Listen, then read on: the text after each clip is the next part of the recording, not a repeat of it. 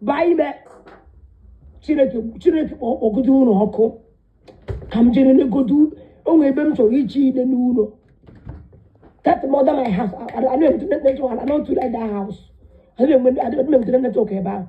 Only been to it. Only able they don't born you where if you matter like getting without it on my phone. Who born you? Who give you address? Come not where Yem mana don't after. Mutagun don't woo. Mutagun don't woo. Mutagun don't woo. Oh, it's the number. Mutagun dog don't woo.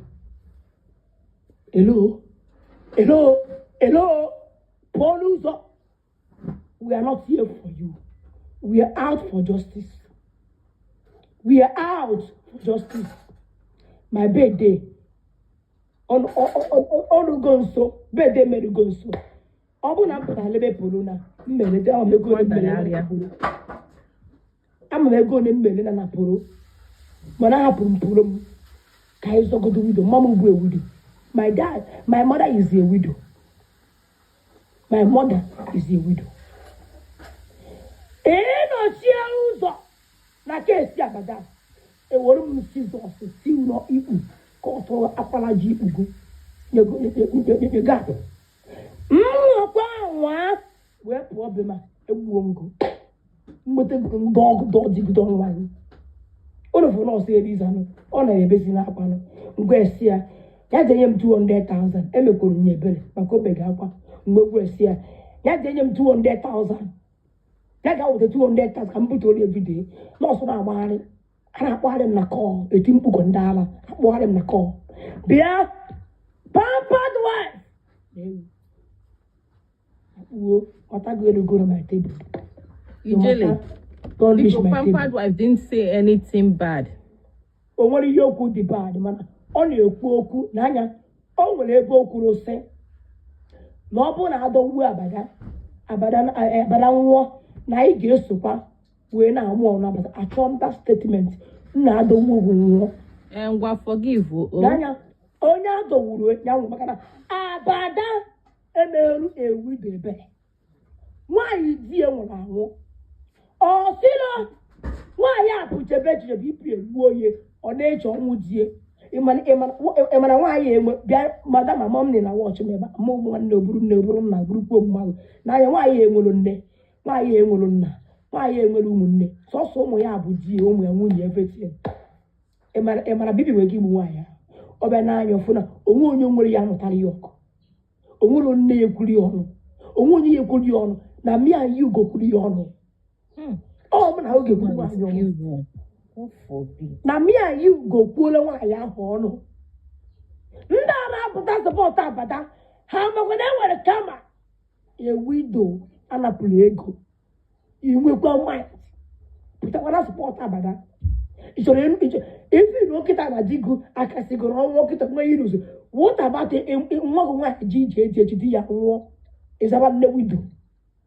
If you only made a man that why are they signing up Abada even at this moment? The moment Abada Gande police had it there, come say it is over. It is over. Only I don't get a macabada or they can preach me get preaching macabada. Yao make it confuse them. You could do 1 million. You could do 10 million. Come inside the alabada, and we can not get the sea because Abada is evil. Abada is evil. What do you know now? Go here. Mweta mmadu na anya imi okwu ajikana etu ka mkpa bugoro bem ka mbugoro chiri go dey go petition to Abada first na anya ka ngwu na eziokwu efo nda na anya get ka ngwu na eziokwu I nwere now 590 watching me. My life is at stake. Ejikwa na ya we egwu ya na agwụrụ kịta hold si ni akike you get ka ugwu na ya hụ no mana amam ya ị mara how me spiritual But when I'm on who they deal with a spiritual. Now let me tell you. Every law, my mother-in-law, my Nkenton or Madnab Wetton and okay long. My junior brother, our last born and okay law the same law. She's the bem mamu, Binuko Lord in law, Naya can worry. Etra ya many be again. He also got a good plan about it can't shut me up. Like my animal would lot in the born. Since everything was a girl for can be the way about an eye can go away you get the moon. Highest in the gigs about talks. Higher, and then they would mother. Or if he gets because he John go will nega bobu nego. Abada. Every day on labor mabel, but they go. Abada. More only by Mabel, Abada. But we said nigga mabel, Abada. But let me tell you, Abada, Omuguni, how the for you lose half. I don't know, 2 days ago, lawyer nya, them call Lopeta. The one I went to go Loma. Children with a lot 2 times. Or 1 day nya, Lopeta. Tata go in the same mommy because I want to leave this compound. Obelewa, even say mommy, let's the people are after you. Shim do them. If I miss see, can I pay them to if this boy ever come over? Mister Column this boy. Mana Badanaya, I'm not going to withdraw. Ma only sick and I can evoke it. Ma go abada, no is sick and I can evoke it. Is there a can book it? Oh, get up where you. My brother, then to my brother, my junior brother. Then you have dark over me. Oh, but I told me, but I thought, watch up me. See, no one I didn't know that. The voice here, when they you did. I think it's good. Yeah, just come to voice. I have no London. I was early morning. We pay what gave 4, 5, 6, maybe 4, 5. I've been allowed and it's a straight and allow his ball and I'm commanded an armor issue. So the guy and the girl, boyfriend and girlfriend, have save us to be if I want it simple. More, but as you're shadow. Uncle Caesar, my happiness, love and nalo, Melina la. Get Lord Abaneta. I don't muzo or the morning along law. Ilon law ebe 4, 5. Lobon ilon 4, 5. Don't know when it came at any moment. Yes, it's true. Ilon no to law 4, 5. Iye came coach on long when it came at any fucking time. But then I before a plan or you boom, anybody give boom here. All but in a plan. He's silent, Yama Bada. Nanya, but I can't go to get well. Ijela manite woroya ni megi. Omanite woroya ni megi. Omanite woroya ni megi. Odalo ya logo. Ijela manite woroya ni megi. Omanite woroya ni megi. Omanite woroya ni megi. Odalo ya logo. Yenji kolo ge ya ke man have me spiritual person. And every plan, someone in a plan missing it must surely come back to you. All remember with that. Supported with the interest. About a boy, I have free case here. I am a week. For the fact, this will come a job. One day, police had to tell him about that. He gave him mother. About they can do undo. About that make it be here. Where one is wrong is wrong get bumbo. Where one is wrong, oh, everyone, I'm trying to remember that if we can go again. Everyone, I come now. ị ma na ọ ga-adịrị gị etu a ị ma na ọ ga-adịrị gị etu a abada na eze enum wijiri na-eprotekti gị abada na ka m na-aga n'isi gị abada n'elu ka m na-aga n'isi gị abada Olùlọ ọdịda ha gburu m bow to send down. Hey! Yeah? Bow to send down abụghị aja ekpele o. Ya dịele gị ka isi chele m o. Yeah? Enwere m ike ka ike aka na-agbaji aka onye na-eche m nche o. Enwere m ike ka ike aka na-agbaji aka onye na-eche m nche o. Chebe bụ eze Jizọs bụ. Chebe m dike n'agha ndị iro gbara gburugburu. Ndị oji aka eji ozu, ndị ụfụ obi, ndị mere n'iru, kwa mpịtị n'azụ, iwe juru ha obi, ọchị dị n'ilu mana amaghị m ihe anyị ga-eze. Biko chebe m n'ụdike n'agha ndị iro gbara m gburugburu. Ndị okwu ọzọ eme ọzọ ndị ụfụ obi. Ijele power. Nothing to ijele power. And what do I hear, me? I want to, but I went again. I want to,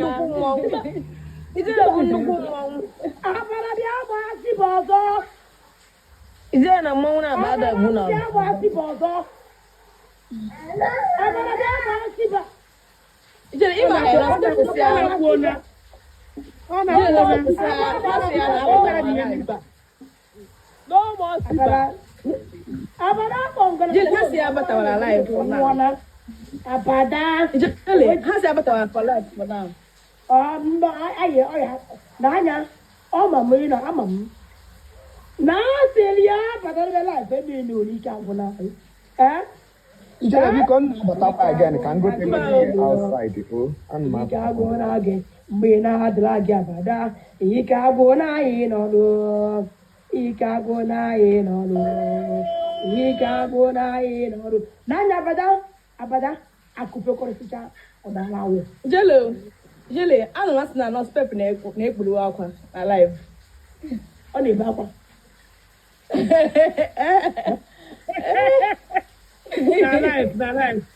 Alive. Only Baba. Only Baba. I swear. Only baby. When I for the bonny Baba. Oh, God. God will keep us here. Put them there, Angel. I'm going to cost you or you didn't. I'm going to I'm on a minute here. Or not very good. Or not very good. Obegawa. Don't worry, I've been there. I've been the visa. Don't worry, don't block it. I'll come to the visa. I will take them the video. I will see Baba. But also want to go and get me out for she's not supposed to have that. So the man, Bob Chinaqua. That's not for you full time. Are you okay? I'm going a bit. I bought that coffee door hungry. Now we buy the mamma. If you go with Aqua Abada for Nebe. oh, never mommy. Now also where you going? A chicken post. I'm on a chicken post of way. Echi campus kwa yoso. Echi campus no spare. Modo. Also, I had dollar that I'm going here, but no one can change. I had dollar small. Bam. Abara danya ya account ya. Abara ya wala account ya ko lo go ayen tani mi danya ya account ya. Ogo ya account ya. Lapo ya mo tro. Jele ya mo tro ko bubu sambodo EFCC so hem chere. Hem chere ko go bubu the EFCC. What do you have some? I think go on da wala abada puwana afọ. I give yes, oh, so kwanda. Yes, ha gwara so nam live mo shapo ga da na gwara nwanyị kọmputa ya tara ya nwa wụ nọọsụ ha nọchi ha na-agwa na live si ya fọ na ya hapụga off social media ya tara ya dere ya abata ya bụgụta ele ụmụ ha ndị isi nwere ike inye ya nsogbu ya tara ọ dị si onye moji ọbata bere since then gifting computer. ha niile ga-enye ya advice. Okay. The mind that money ma do echi. Gifting computer eji voice note. Eji voice note. The mind that ma do echi. Akwaso nwe ndami. O nwere buru nfu. O ga-ekpopụta ya echi. O ga-ekpopụta ya echi nne. M ga-adọ ya echi. Anybody ọbụla na support abada, share them life. Enwere one small girl, one girl said in a group na on a query. Ile the video ga the girl I age come picture yourself on my group chat. It's a picture. Can na page younger children now. But what I can now this afternoon. But I like look makabada. Yes, on Hannah live younger chief akwa. Nanya. That young that she was get arrested. That was the fact. That is just the fact. Can I get go get arrested? Biko akwa obere nwa ahụ. Biko. Mba, dimpo biko. O make too much. Oh yeah, after the small boy. Obele nwa gini. After the small boy. Obele nwa gini. Up to 200 na account ya biko. Don't worry. That banana inside now. Trouble. Not be my matter. I get PK. Get PK na kona money me. Let me tell you. This more banana social media. I want to option than to pick one person. And when any option than to pick one person. Pick one person. Don't waste time. He has nothing but the pure. And won't need any other option than to pick one person. And pick one person, don't have money. Don't ask your hand to get. Or your hand to get. Not purposely, but that is coming out strong. Don't get this strong. Oh, you're not query. Okay. Mmepo CH. Mmepo one of the Nanya Gambago, I get picky that younger chief. Is either you take it or you leave it. The one I get picky younger chief. I don't feel about that me. Not free about that, not support about that. I don't about that free. Is it long way one on show my laptop with the woman who go to my phone? I forward and you're in this thing. I want to go to laptop. No laptop. The woman go my phone. I forward this thing. Imagine. I'm going to lay. Ghana, yeah. Anybody believe? Oh no, for no support that because they will have the question. na abada na apụta with full chest na kita na abada digo ready for us na abada digo strong na akoye dikwa na life ya o oyo na-ekwu that woman ya three abada down I am bring you one abada down na abada have come to stay on all kind of life now sir. Can you check?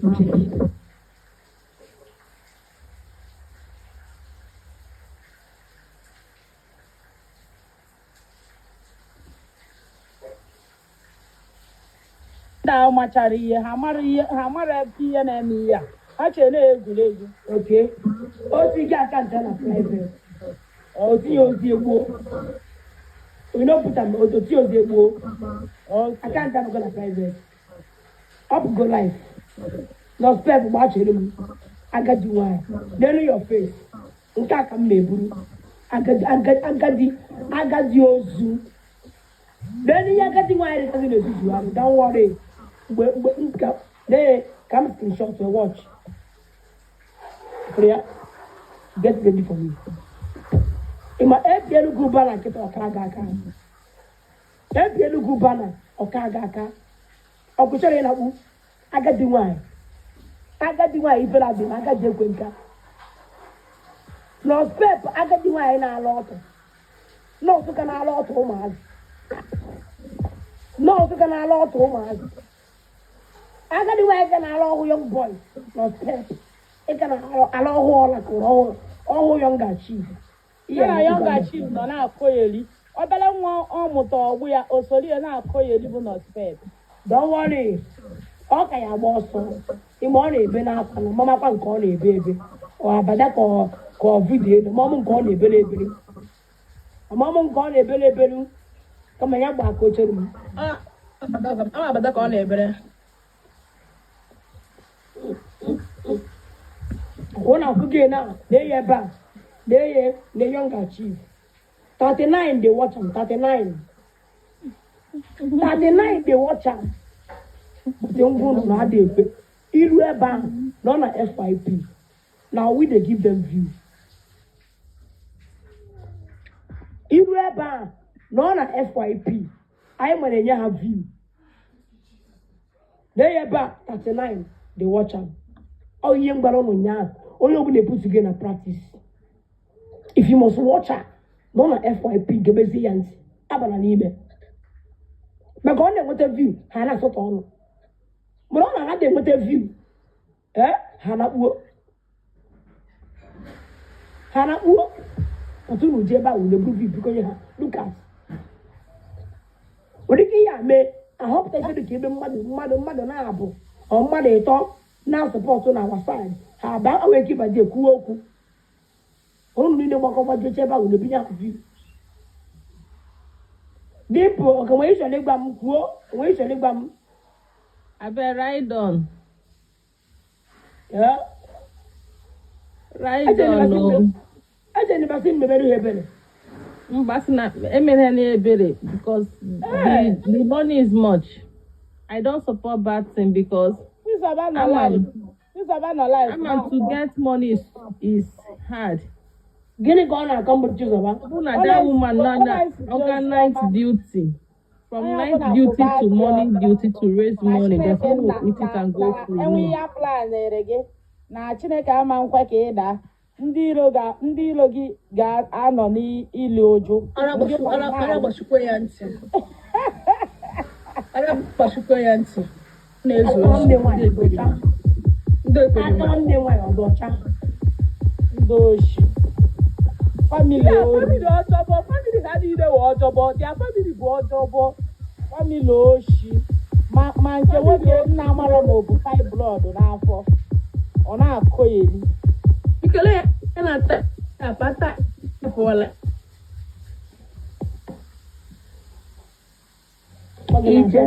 Ijele enwere m gift for you. Hey, kọlụ gị ife mere kịta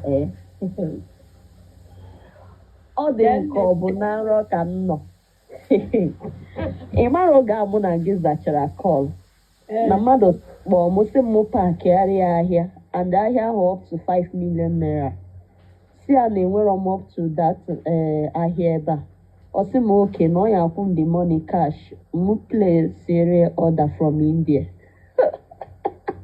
Onye na gị ya? I'm telling you. I'm telling you.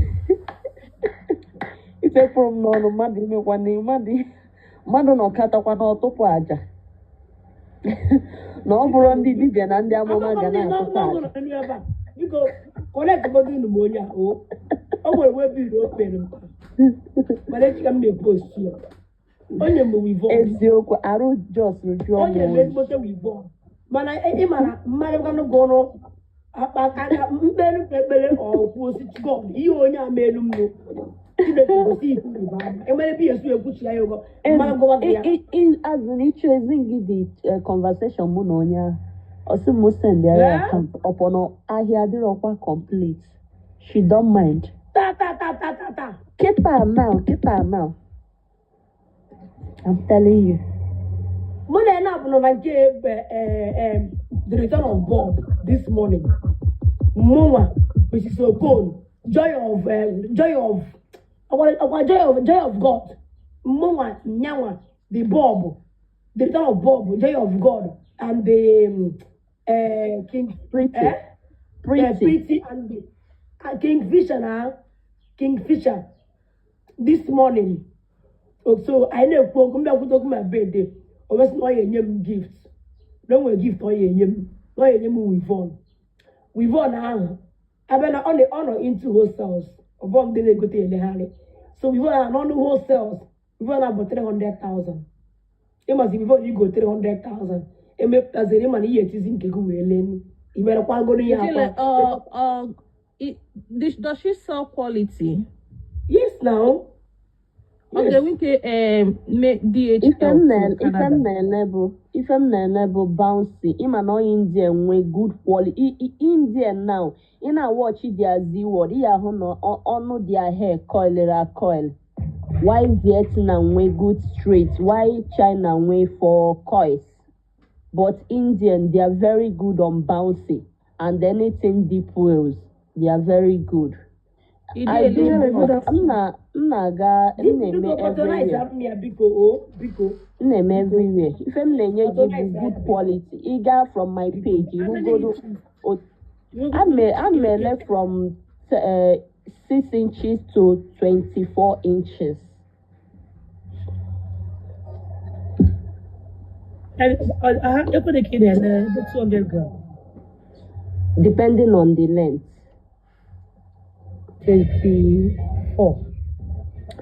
24 inches, 100 grams is $150. So you use like 300 grams and closure.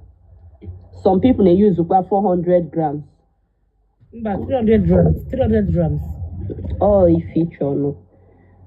But some they use 400.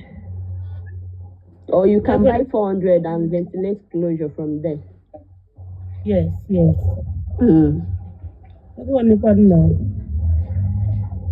Or the 400 grams. Yes. In Naira. You put it up in Naira.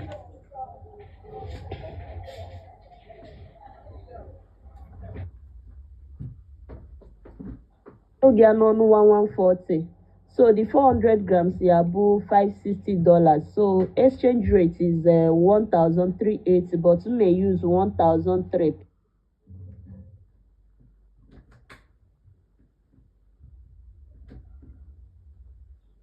So in Naira in total is how much? Is how much now? Drop or contact now. 728,728K. If I'm low quality, you can go to my page and check. If I'm you go to give guarantee, even if you anything, return it, I will collect it. Yeah, you will bleach my hair. You bleach my hair to 613. I check you go dig top vendor this Funka Kindele nego isi. Ezingi conversation money ana be Ghana page ya. Gi handle ya. A Ghana page ezingi conversation if as in people nego isi. Mandin they say send recently in Canada, UK, US. So many places. How do you send to Canada or DHL? I may use DHS. Sometimes I may use this this thing or one man or something or this fish. One this thing or fish something like that. I may use where. The location. I may use UPS. I'm on Lekki. 47 Chief Bamidele Estate or Sapa. All colors, I will DM you. You will bleach it. You bleach it all colors. Up to 613. Okay. You can do that now. Can you do it? I don't bleach. I don't weed. Natural color. You got the bleach here. Okay. So,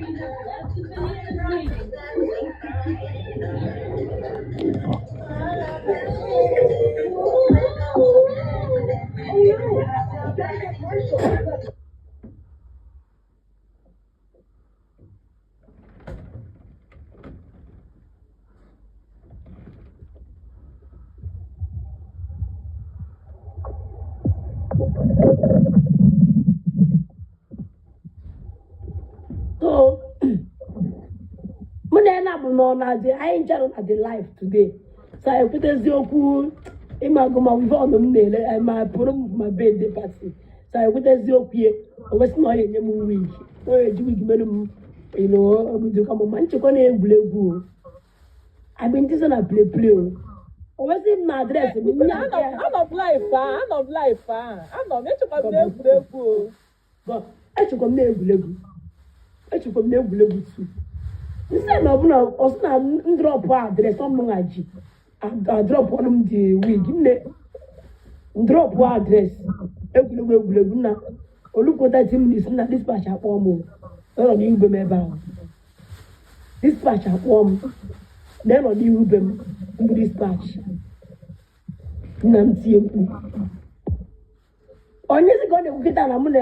Now, after Copa Chalam, the do how many minutes ago. Then, it's not called Balna, I can just go boom. Somebody, yeah, 5,390 something thousand. I think I have, but this thing na Nampa here day before yesterday. Also, so while there are no send them the complete money can place area order because that this thing I may go more than that one. So don't worry, no, I'll put them the money to now. Mea pass no na drive. Because only na style. Imagine styling. Kitchen coloring na styling. No one can do. Not process of the kind of one at TikTok. So congrats. Because connect some of me because It's your connect some. You I told me to see about.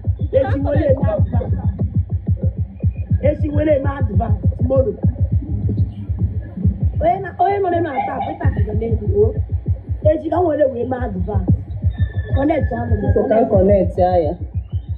Connect am. Okay. I was really surprised. I was like, God. Hey. In fact, God is really great. Oboro iga iwere go je na church God, no. Ọ na-adị mama dị ezigbo obi.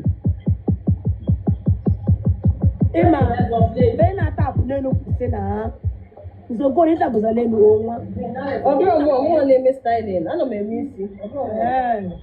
Ịma, ndị mmadụ dịkwa a na-ekwu ihe, ọ na-asị na ala nji, na m na-ekwu eke were nye m ego. Ọ bụrụ onwe ihe m na-ekenye m ego. Ọ grace m. Ọ na-amụ na ụra bụ nwa Jizọs. Abụghị ha akụkọ ma ọ na-agbaga nsaga mmecha mụ na Chimedozie.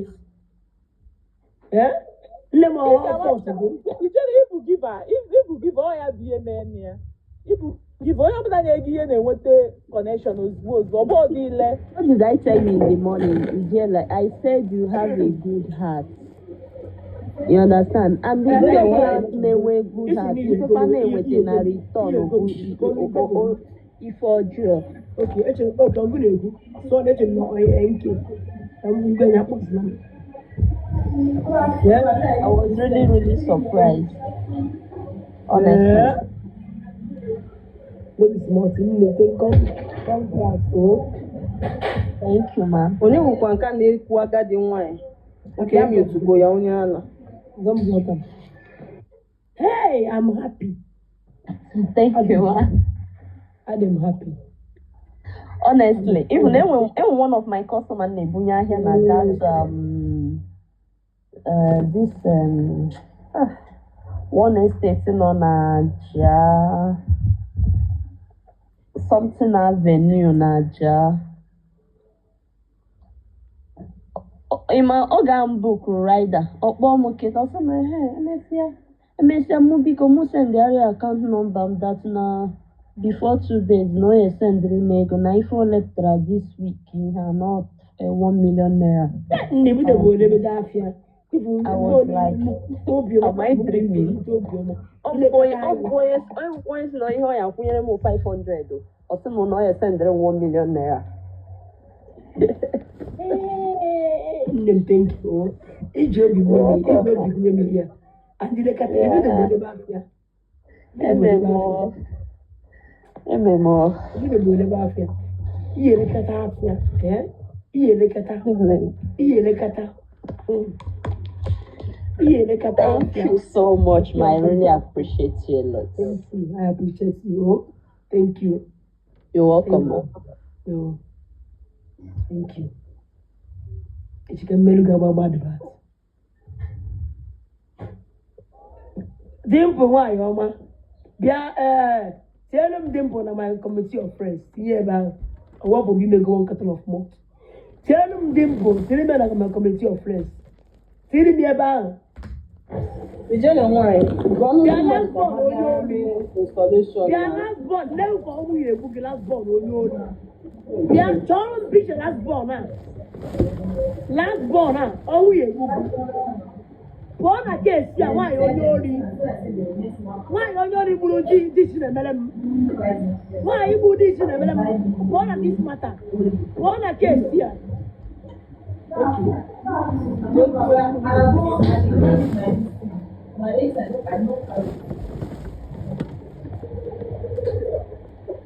I'm a lonely brand, they are becoming. Now, teacher me, come mobile. What done me? Come again, mobile. What am I going to need? Memon don't do Ma, or that's one when I got a woman. How would you memon don't come memon? Ma, don't know you. Dalo, oh, baby, you must be one year to John. Is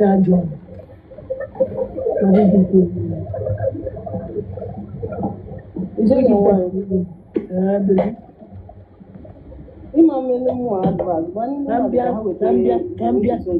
I hope he's not my own. Take and I want to number. I want to take picture one. Take and I want to picture. This is I want a picture. Oh, it's my hope is not my own, your own last born. What I call all who go see who kita. Like this matai bunisi. This matai bunisi on your sheet. Why I show one aromas? You see, you hope this is your own last born. Why I upon a corner aromas? Why I upon a why all show? Last born on your area borrow show. You know, it's a gono. Is your own as born on Kigi. All go can now. All go can now. Why you believe it? We are when they no care. They no care. They no dear. I'm going to go touch. They no dear. It we are called. You believe better than mother. You believe better than mother. I know fear. In a call, in a call, fat a man I got. Fat echo jugo gobi. Come to all, come with a picture. It's a legono. You hope it's not your own last born. It's your own last born. The man also, I can't see you here again. Biano come woo. Bia come with a picture come woo. You anything like a private because without a picture, yeah, oh, I'll get a private because without a picture, yeah. Moderator, only have that right up. Get her immediately before you tell a private. Oh, John Yosubo. Because Oko Choya, everybody Chonia, Kunu Jitia, or give a private ticket. Come do the womb. Come warm sit all alcohol. Why you bulldozer? Why am I coaching you for coaching you? Why are they could zoom? Why did you inhale a kume? On womb. Pour a case your womb. Pour a case here, madame. Chineka Onyori. Okay, we are can't on private. I get me a picture. She make a brown gone. Very useless woman. Very useless woman. You make I go. Okay, she got Vila. Is she violent? Eh? Followers, actually, you followers, so have followers. Then go to your dear one. They don't know. Can you imagine? Can you imagine? Can you imagine? Then you post online. Then you post online. Yeah? Then you post online. And I do use this here too. Yeah? So it is this here to then if you more. Then if you more, are they your children? And they are children. Eh? Ne ango moronda. Ango ejuma. Ango moroha. Come, are they your brother? Are they your brother? Or are they your sisters? I want to know. Eh? Is your him? Or are they your sisters? Because screen record. If follow. I want you to know on this app. They will hold us. I want you to know on the app why they will hold us. I'm saying this generally. I want you to know on the app why they will hold us. From Aziana. The same fact here they spoke with. The same fact. Fact means abuba. Fact means abuba. Ijali ina kugo na abani ka nda abatazi life. Ina kugo na abani ka play wheel for abatazi life. Because when never watch what happened, get why you kuru. Na saga no now. Saga on ban. Saga just I'm a Shenaki land. I'm a Sheki land and Eland. Only safe line. DJ power. DJ power. DJ power. DJ onye sikwa na ya madi. Oke nkịta lacha ya anya. Otoro gwa ya n'ike ọgba ya n'ọhụ. Saga Alvin, Saga. Saga onye m. I conference. Yeah, conference. And I jikwa ihe. I did a conference meeting where bata. Man, thank God. Things is going normal. You got to go. Yeah. Imikable. And ha kwadokwala ise ya jisi ike n'ọlụ anyị no chicken na ya nakwa n'azụ. You know? The woman, there is everybody, both Moke, Mangwele, Mabusu, Ma Ochoche, onye ọbụla is crying about that lady. Ebe onye ọbụla na-agbajere obo justice of Chinemelum. Justice for Chinemelum. Because the woman, ikwu nwokwu bụ ihe they are very difficult. And ọkwa ọ na-ekwu uti akwa na abada megidere ihe megidie to the extent na ọmazi onwe ya. Ọmazi onwe ya, you know, but o kwukwara ihe o kwesịrị ịmago na as a person ahụ ekwu nwokwu online. And the man, the woman, the nwayọ or the quiet or the whole wise ka other women indoors. When they put her name no that chance so like that woman or put her name no why chance so one or way face here is life. So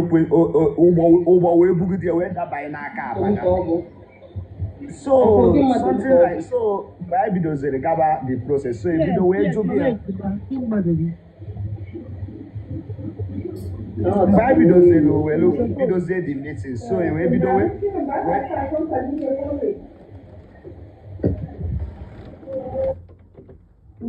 Bible don't we made the meeting. So we have a lot of conversation. On the question or pray we read to Sharia. Where do I kedo kehasi we bido the matter. Kedo ka abada. siwelo so many people are mana most of the people ndana na pucha gola chokomilo anolia a friend on ya yes I friend onia mostly ndị na-ebe anwa bụ mmụnwa a friend one woman from Canada platform ego and some ndị US kwa ndị ọzọ nọkwa n'ime ebe ahụ so etu aka ya wee nọzi which is people ndị nọzi na comment section at least o nwetara almost ebe 1000 or 2000 views nọ na the live yesterday ahụ ndị mmadụ batara n'agbanyeghịkwa na the program bịara late imagine saying all that in the morning or in the evening yes n'agbanyeghịkwa na ọ bịa late but people turned the meeting so mgbe ọ bịa kwuwezi a lot my in terms of etu o si were bi nwa ya ugwu onwekwala ọ dịkwa way which is the woman adịghọ agabazi oniru wee zaba that question for security purpose but ọnụ mmiri okwu na-etu o si eme agwago na abada biri nwa ahụ ugwu without consent. So many things happen in that 8 months or 7 months ahụ maazi anọ n'aka abada. In fact, abada cross boundary.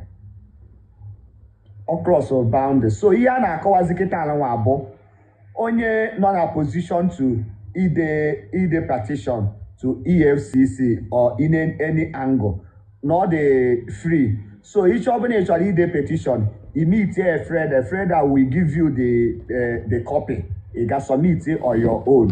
At least they need like maybe 400 to 500 people got submit a petition from now to first week of June 9. At least within 1 week, can we take 500 or 600 petition? So that ndị EFCC ndị kerema afọ ha gasị Interpol na ndị otie mara na ihe a na-ekwu na dị serious. Yotago put but the petition agago because ndị US debego nke ha. Ndị US debego nke ha already. So ihe nọ dị about na ha agwakwala anyị wee sị anyị nwa bụ ndị nọkwa na online na-create kwa awareness. Anyị akwụsịkwa na in times of a justice or anything ọbụla abịakwa n'iweta ego na ha nwa ga-asọpọtụ kwa you know if na emechara asị enwe mgbe m kpọrọ gị n'abalị wee sị gị na o nwere ihe nchọ ka mụ na gị na-abụ kpaa mana after your life nke ahụ abụzie m ga-ekwuzebe after life o nwere ihe nidiri belief kwago anyị nidiri plan kwa for this. You got to go because you know if na this work bụ team job ka ọ bụrụ ihe ofu onye so because I need the team work together ka anyị wee achieve ihe anyị need because o nwecha spies ewepụtachara na disorganize this movement. You got to go so mgbe imechazie life batazie we do ka anyị kpaa the last one but ọ bụ ma yesterday night the program gara ọfụma. And the woman was very happy. It's only open si wee pụta. Because Saga, when that woman was saying that when they feel about that around 2 a.m. they be in her house, Abada asked her to lie down on her bed.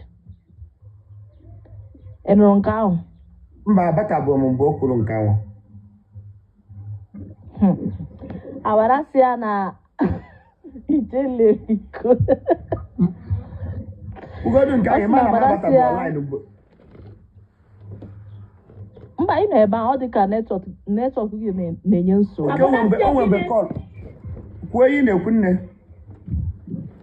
Na Abadasia she should lie down on her bed. Na bed Abada o. Osia the girl lie down on her bed. So Prince play with na Gia ka ihe Abada mere. Osia na ọmachanwụ ihe Abada na-eme that time but ihe ọ bụ around 2 a.m. to 3 a.m. midnight ka that thing na-eme. So man, they get very conscious. I don't know if anybody heard it. Ọ sị na Abada si ya weta ego ewu na ọkụkọ ka agba afa rụọ ọrụ na ha narụrụ ego ewu na ego ọkụkọ. So it means na abada me incantations n'isi that lady. Okay, that one, yes. Also, no, na ego ọkụkọ na ego ewu were gba afa. Ego afa na a ga-arụ ọrụ. A ga-arụ ọrụ. Na some incantations n'isi that lady. That lady adịghị enwetazi onwe ihe ọbụla abada kwuo na-ekwete. O jikwa nwaanyị a n'ọlụ. The woman diarrhea na ọnụ. O nwere ihe bụ na-ejidelu mgbada n'aka nwee o ji left handed. In short, onye anwa dị mmụọ ịnwụ anwụ but that does it deserves for life. O jide that woman disfigure that woman all angle. The woman need to get her ejigbo to balance because na Ewejubi afa dibia Mariano. Adibia afa dibia Mariano, wesi ni ama nku. The whole video. Na akpọ dibia ozugbo, o wee bido mewe ihe ahụ. I did the video. Onye kwuru. All piece for piece. Okay, nke a ya kwe tie na group. No, it is the moment nwa ya na-ekwu okwu ahụ. Ihe recorded too much. Almost 1 hour ago. You recorded too much. It's one way to live. I know me here since now. Bring me up. Only but I bring them up. Doris na ring. Don't know how he do that even not here. You don't know. One no have bring them up. I bring them up was. Now bring me up. Why I bring him up at all? I was Linda no moderator. It's a big on. Linda the native big on. Oh, you 10,000 before I get yours. It's all right. Then to China need to go. Thank you. I don't have to go anywhere. Why am I going to need to go? Don't worry, my idea. That drop a message. Temple, why? We know in the wine and oh. Temple C.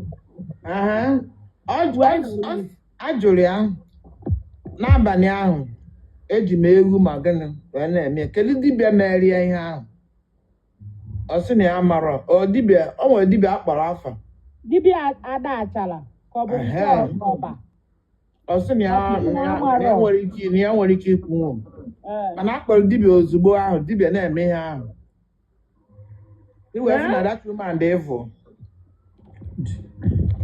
That is I was there yesterday. I not broke or call 2:30 to 3. Mother the bad zero mother named Mother Joka. That is the thing. Speaking that the woman that is that is oh my God. Even na ọ bụ na ọ bụrụ obodo Igbo ọnụ. Ọ nwere ife ọ na-eze sịrị, ọ nwere ife ọ na-ezere. As nwaanyị nọ na di. Ọ bụ na ọ bụrụ na amara m ka m ga-esi wee ekwu. Ọ ka atọpụ abada akwa n'ukwu. Ọ bụrụ ebe tọpụ akwa n'ukwu because na abada jie ka agụ, ịma ihe bụ ka agụ. And don't play well wa bife biaro no we support that woman bata no ji we holu apata ji holu to ta se na aria na play we be anari oya wan no na puri oya wan nya na azazi ona anari oya wan ona ala wan ibie e mo no na ala imama na oro ego ko na the boy ya no lele the lady no monster. Obasara ya? The girl bụ adult. Play well bụ adult. Ihe sọrọ na ha mere, the girl enwero di. Na the guy na marriage. Just go na the guy ekwu marriage. Ọ na-asị na ọ na-anarị ya di, ọ na-anarị oyi nwaanyị. Ọ ya ala ya. Ọ ya ala nwaanyị. Ọ bụ na lele ati ya n'ọnụ. Ijele power. Greetings everyone. No. amadị m na ha ịma na mba imi siri ihe na aba na a na-akpọ gị ọkpọ gị because emegidere m nke ọsụkwa prewe si anya mkpọkwa gị nyakwa gị ọwụ na ọ na-eme n'ege na echekatazie ma ọwụ na-ekpere ka ọ na-eme wepụzie na the life because efolonube m ha na-ekpere na so mpụzie na the life na the life ya ka asaga ọkwasaga win na-agwazi m na anọgide life ụnyaahụ kwụọ tuko because ekpere ya nwa o kpetere ekpere ahụ aka o kpetere ekpere ahụ n'oge dị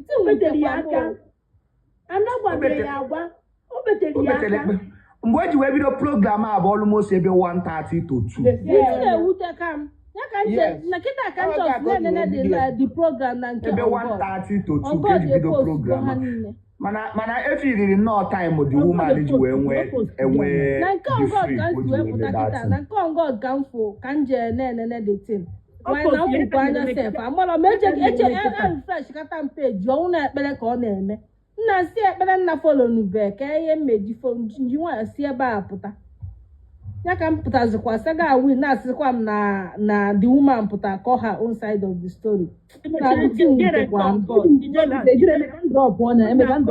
na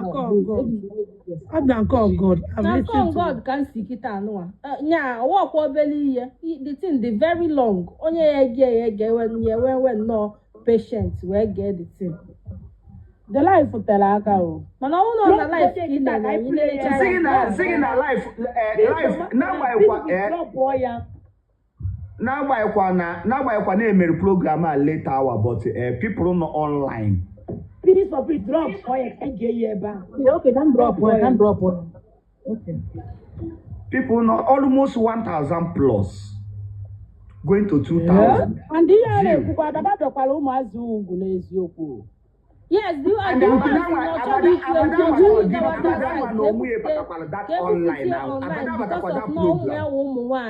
go protect ya the girls program. No, chọrọ ikwe anọbe ugwu n'eziokwu. 2026 ka ile abada isi a na-type ya na comment. Ijele mami anwụla ahụ o nwebele nwa m na ya bi na be m mami ya nwụrụ ahụ mana ife ya mama na ọbụrụ mmụọ dị bebi ndị ogbe m niile na-asị na ọmụmụ this baby m gwara eziokwu mana ọ bụrụ ya nwa bụ last born na my house if ya that is ọ na-etibu one day place ya ka efu the baby Kemo na-ebelu nwa nwa ugwu aka na-ebe ugwu awa ahụ akwa ugwu nke ebetela anyị na-aka ọsịrị anyị problem na marriage abadaba ekwensu woman na-abụ ọkwa mmadụ ọjọọ ọsọ chọọ useless ụmụ nwaanyị a maka chi obele ndị nke ugwu ọ na-ebelu ụmụ nwaanyị ọnụ ọzọ play wheel eforolo that lady up chinemelụma up abada ya emegide that woman oje nga n'obodo oyibo ọsọ nga enwe ike gbuo onye gbuo na-ekwu nga na kọrịa ụmụazị dashia ndị gọọmenti onye du ezigbote wicked and all very bad which graph ibele ndụ nke gị ugwu ịmakwana Nigerian naptip kwesịrị look into this ịmakwana ndị naptip na for children this thing na bada ya ejegodi nga nke ya iche ọ ya eje nga nke anwa iche na naptip this thing akwesịrị ijegodi naptip je report onye Nigerian naptip gekwanụ ntị onwe onye na-alụ na naptip abada na-abịakwa ụmụazị mmadụ Nigerian naptip onye ọbụla na-alụ na naptip gekwanụ ntị gwatakwa na ọsọ enyemaka na abada na-ebekwa ụmụ nwaanyị ugwu justice for girl children onye ka na-ebe ụmụ nwaanyị ugwu na 2026 kwesịrị ibe ugwu biko na ofu onye na-ekwu ka anyị na-anọ nọ otega kwụsịrị ibe ugwu nwa m ya dị 25 years ebere m ya ugwu ọ bịa bụrụ ụmụazị ka a na-ebe gịnị ka ọ na-ebeli m ugwu akwa ugwu nke tinyere m n'ọnọdụ nnọta na bedi kpakpalikwa onwe m ihe enwezi ya n'ụtọ sesi ama agụzi ya agụụ nwoke bịa dịgịrị akụ ibe a na-ekpowu ya ga mmadụ bịa na-emekọta ụmụazị gị na onye ahụ Chineke ga-akpọkwa ya ọkụ Nigerian naptip come and hear oh. Naptip Nigeria come and hear oh. Naptip Nigeria come and hear oh. Naptip Nigeria come and hear oh. Ijele mma nọ 1 year mụ na di m ama mmekọ ọ ihe dị mma ọ bụla ọfọtụ gị na ebere gị okwu ahụ ebere ugwu adamụ amara ọtọ sens ọmagodi ya agụ ọmagodi ya agụ ọmagodi ya agụ ọmagodi ya so ihe o mee nkịta akwa o megoro wee implicate Nigerian naptip ọ ya eje nga nke obekwelu ụmụ ya obelu ụmụ ya na-ebelu onye ọ ya eje nga nke obekwelu ụmụ ya order against the law. One after the other, one after the other, one after the other, one after the other, one after the other, one after the other, one after the other, one after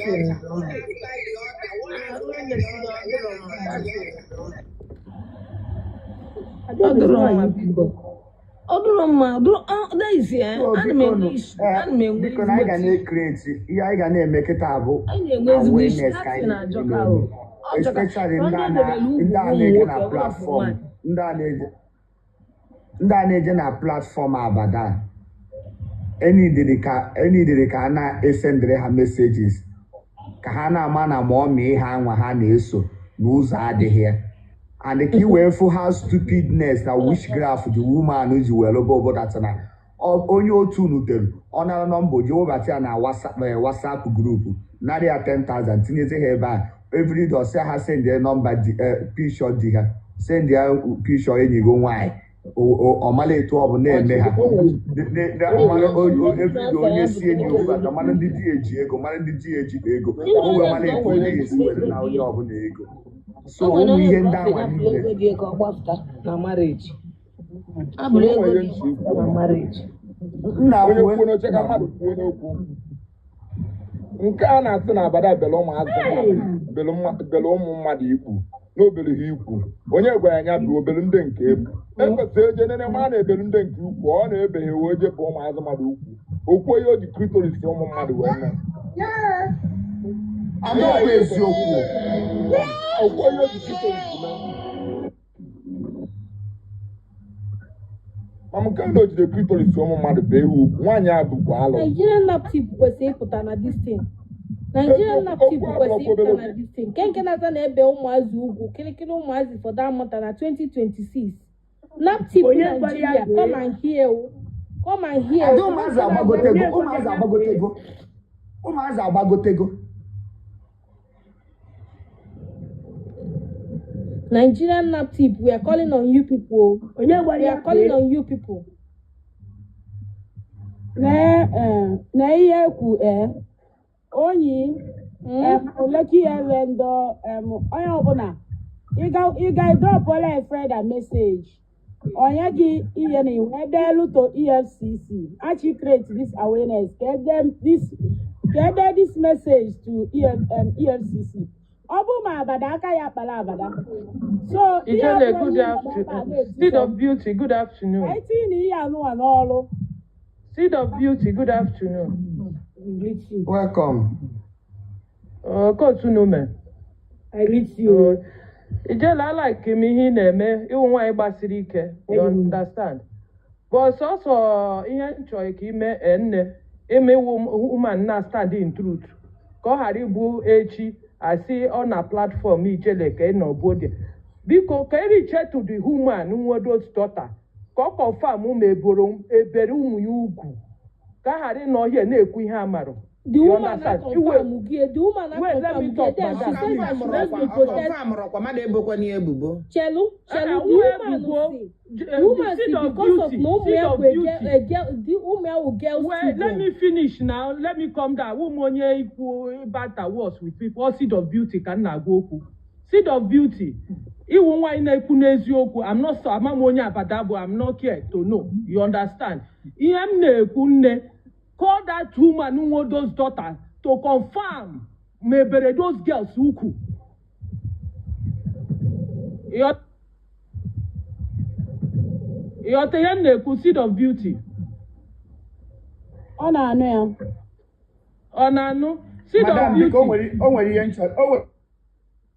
chọrọ ịjụgo biko madam ewekwana iwe so ọsọsọ ihe a ka iji wee gbagote elu ebe a so ihe niile a na-ekwu ebe a sisi bụ ike bụ ihe na-asụ Ịghọta anụ m ihe niile anụgo m ọ ga-akwụ the money. I'm still saying this anywhere ị ga-ahụ my this thing typing ọ ga-akwụ the money. Onwe mgbe onye si ọ ga-akwụ the money a ga-anọkọta si mmadụ dashiri ya that kind of money ada eme ya eme you understand but nke ugwu a ka m tiri anya ọwụrụ ijere disi ọwụrụ si mmadụ dashiri ya that kind of money ada eme ya eme it's not possible ihe nje na-ekwu bụ ọ confirm from that lady ọwụrụ si mmadụ dashiri ya that kind of from that lady mebere let us take it up from there let us take it up from there.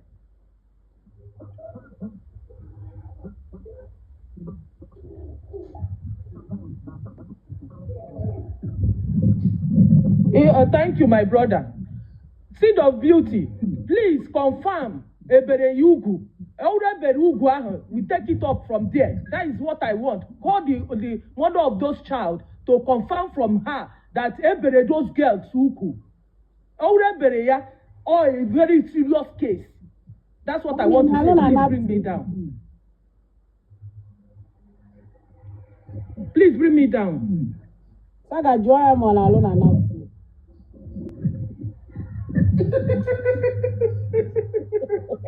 Zikwanụ na ike ka ebere lụọ ọlụ n'isi olu biko. Ọ bụrụ na ọ na-alụ na naptip, she will be of a great help. Ọ bụrụ na ọ na-alụ na naptip, she will be of a great help. Please bring me down. It might be possible. She will help. Please, I don't have anything to explain. I go to Seed of Beauty. Go me him to confirm where those children need.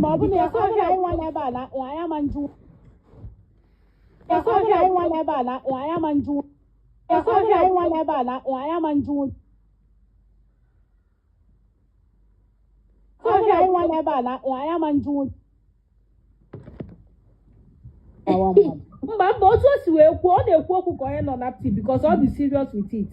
So ọ chọrọ ime which na the woman si na ọ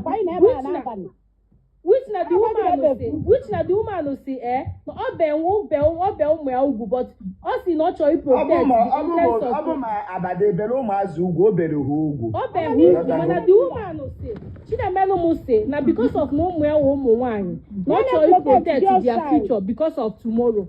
Do you understand? That was what she said. No, yeah, like ka agawa ka emewe case nke awa because no ụmụ ya wụ ụmụ nwaanyị. You mara ebe ọ na-aga. Ajụrụ ya that question, o kwere reply. Her attitude towards that shows that Abada media. Ọ sị na Abada kpọrọ ya gwa ya.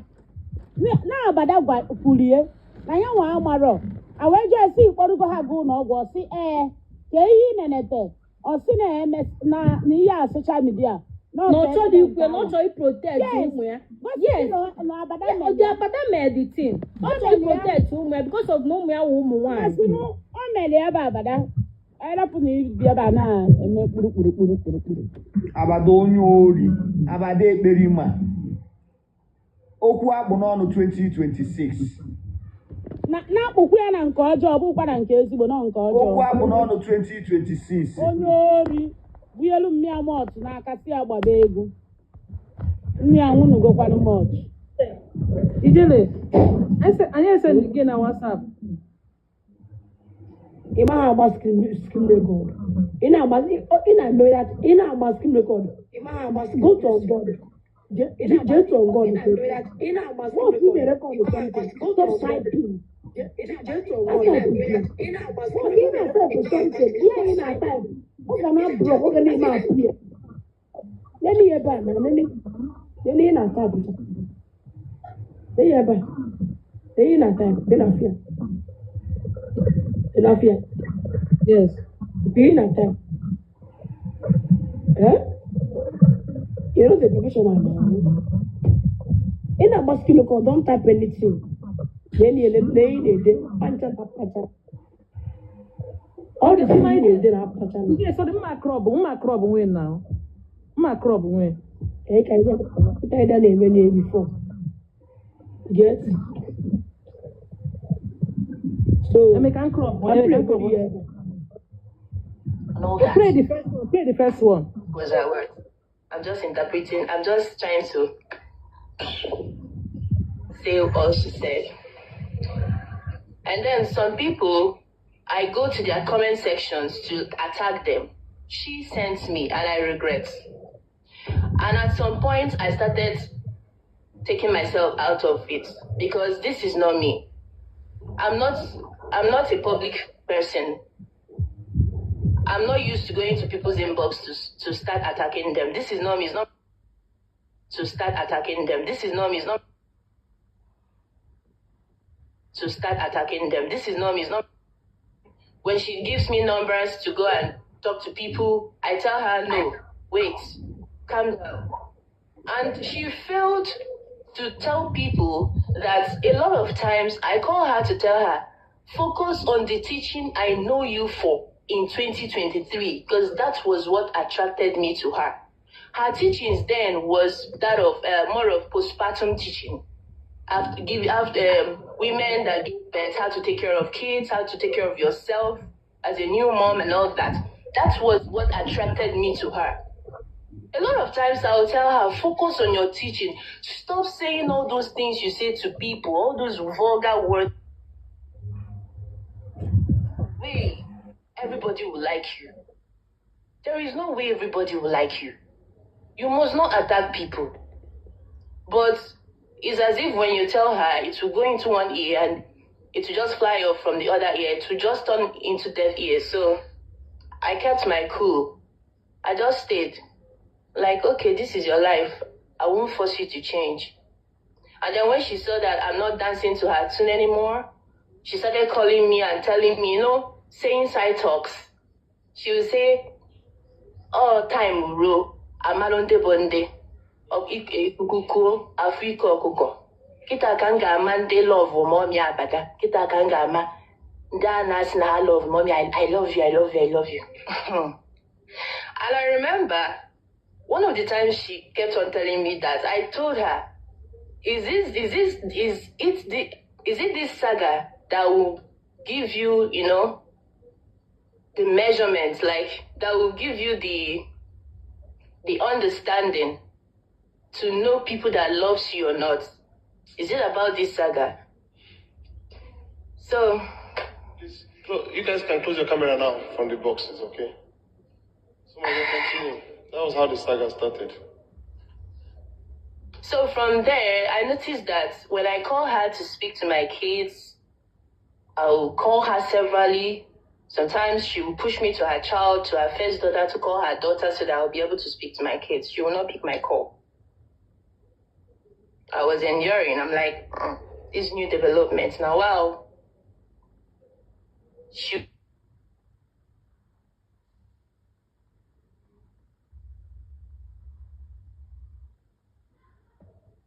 will rant, she will shout, she will say a lot of things.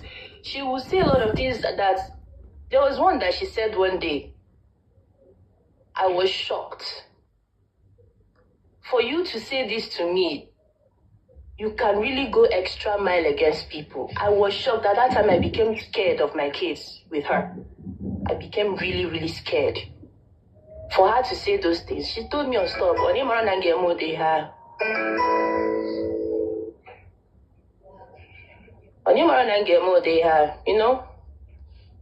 I'm not going to spill everything here too.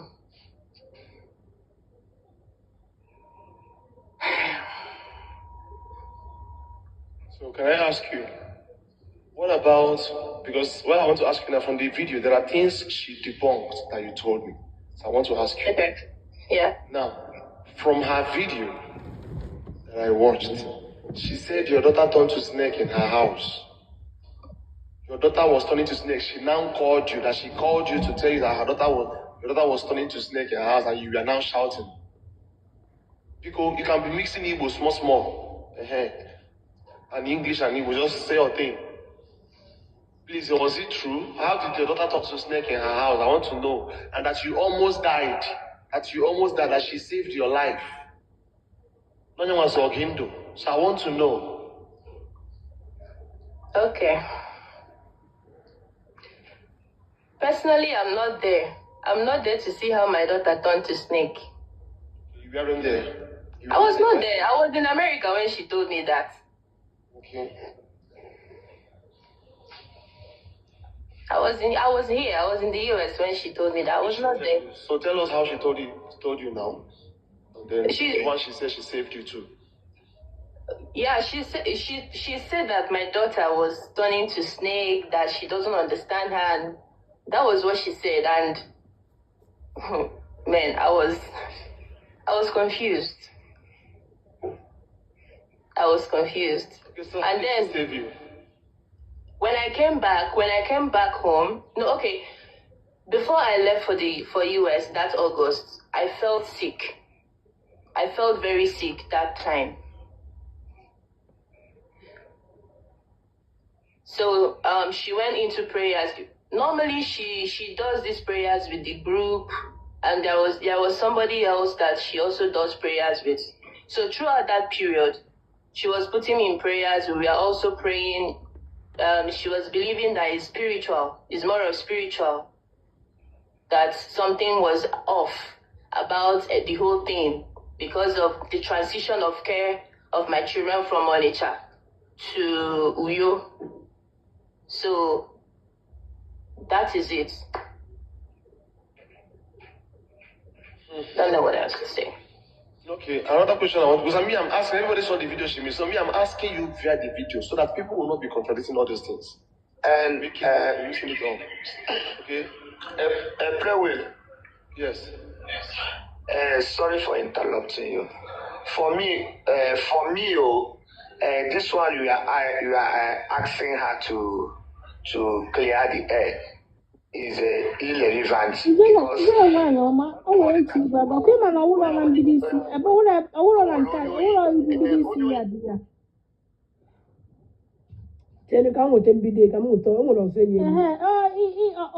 ọkọwaba onwe ya ọfụma ọ bụgodo ụzọ kọwacha onwe ya bifo play wee bịazie jụwa ya ajụjụ ọ kọwacha ihe niile meenụ ka o si mara abada na 2023 ka o si kọrọ abada maka onwe ya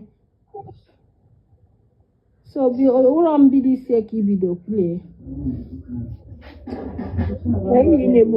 enweghị select ha ncha wepụtasị ndị na-play this one peace for peace nwa na-eje ozi ikpokọrọ ha niile how will I separate it? ka ebido ebe o bido how will I separate it now? But people play this one. Tag Galomia, Tag Galomia, come on to me, play Tag Galomia. Can I play a step by step? Hey! Because the woman put a kwe ka ha si wee je ka ha si wee na before ndị mmadụ bidozie jụ ya ajụjụ because ndị mmadụ mecha gbagotecha na the life they were throwing questions at her ọ na-asakwa so ka anyị ga-egodo ebe ahụ ọ kọwaa ihe niile ya na abada je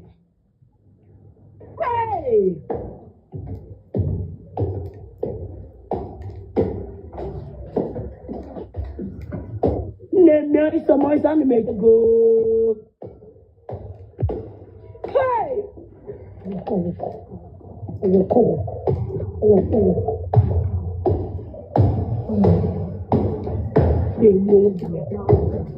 They won't.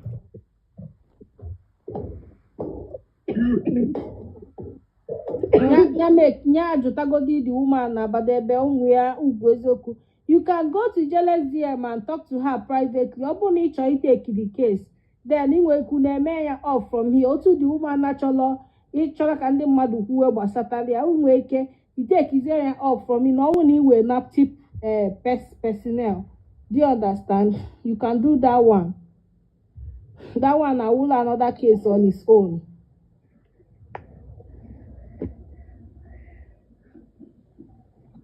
Hey! Una file a report against her invite anya because onwe cannot traumatize ụmụazị ndị ọzọ ma ọ na-etichi na group ya you understand me so because ọ bụ na ọ na-etichi na group ya ịma na the thing can go on so you guys need to stop her So what I'm saying in essence is that Obon in alone and that tip, you ever see Ijele, can confirm one from Ijele, he will take care of. You can go to her DM. So you people can stop her now. Because whatever she's practicing on a Augustine on me, whatever she's practicing on a teacher and a group, yeah. Teaching women how to circumcise their children. Now 2026 is a no for us. You can talk to her privately. Thank you.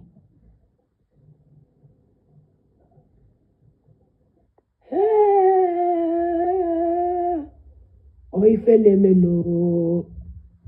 Oife nemezino. Oife nemezino. Hey! Ebere nwaanyị nke egwu. Ebere nwaanyị nke egwu na. Ebere nwaanyị nke egwu na.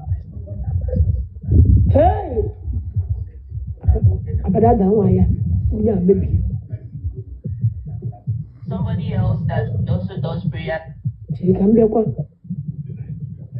I'm trying to. So this month, my elder brother was just at home. When you go play,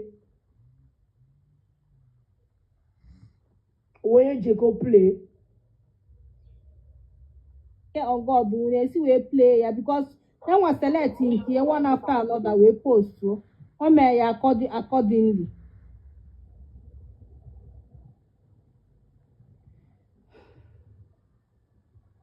When you go post to live, go play live.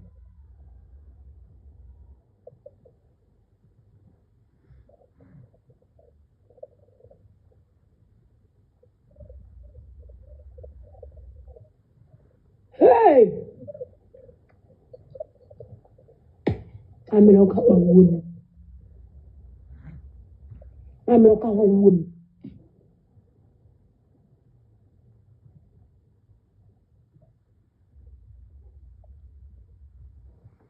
Ijele makwala Chisoma Ama TV bakwale live nya na Facebook ọzọ.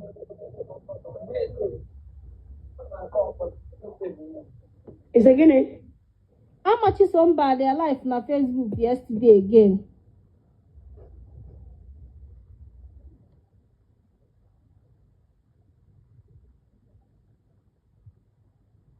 Na bada melano. Ọ nọtekwa aka na Facebook o.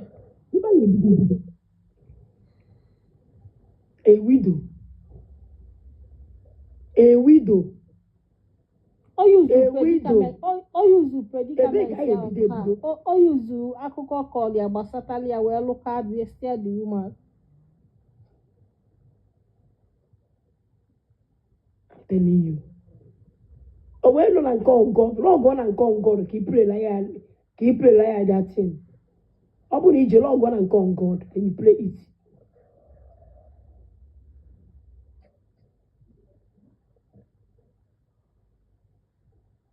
Oh, well, log on and call God.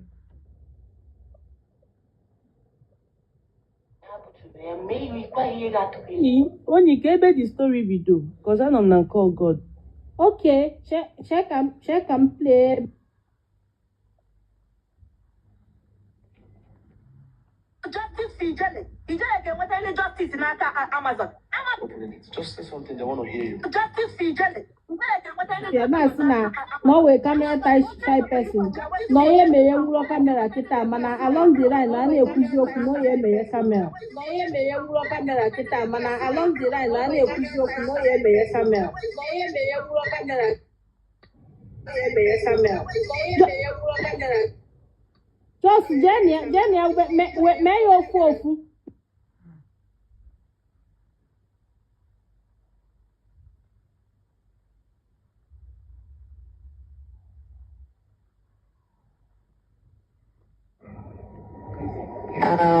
I'm not comfortable putting my camera on for now. Maybe along the line I will.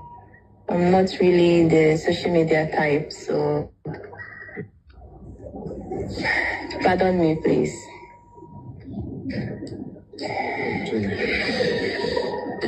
So I'm just here to give a backstory of the happenings, the recent happenings. First of all, I'm grateful And I thank each and every one of you that is standing out, that stood out, that lent their voices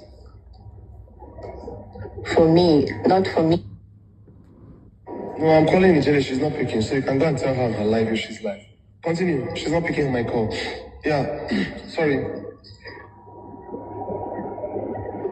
Okay. So the whole thing happened before I traveled to Nigeria. And before I traveled to Nigeria, my kids were already in Nigeria. And I knew Abada. I knew her since 2023, but I was her gifter. So the relationship was not established immediately. So along the line, it transcended to learn about my predicament because I lost my husband and my mom is no more too, and I'm the only child. So it's kind of like a very lonely world for me with my kids here. And I don't have any family here, so it was hard to take care of 2 kids. My husband died when I was pregnant of my second child. I was 3 months pregnant of my second child. And my first child was barely 2 years when he passed on. And I was barely 4 months in the US when all this happened. So back to Abada. When she learned the whole thing and learned that I was coming to Nigeria to come and see my kids, because my kids then was at Onitsha. She herself was the one that instigated the idea of me leaving my kids with her. I hesitated. The initial time she mentioned that, I felt it was a joke. I didn't put in any keen interest in it. I just shoved it off and we continued our other conversations. But along the line, she became very serious. We had an agreement that I was going to visit Nigeria and then visit her with my kids, and then I'll travel back to the US with my kids.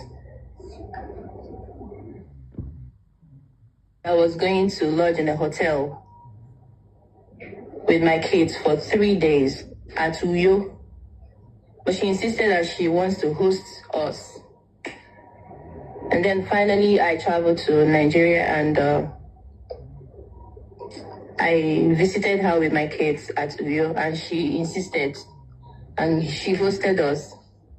We stayed more than the 3 days because within those days she was bent on unstoppable.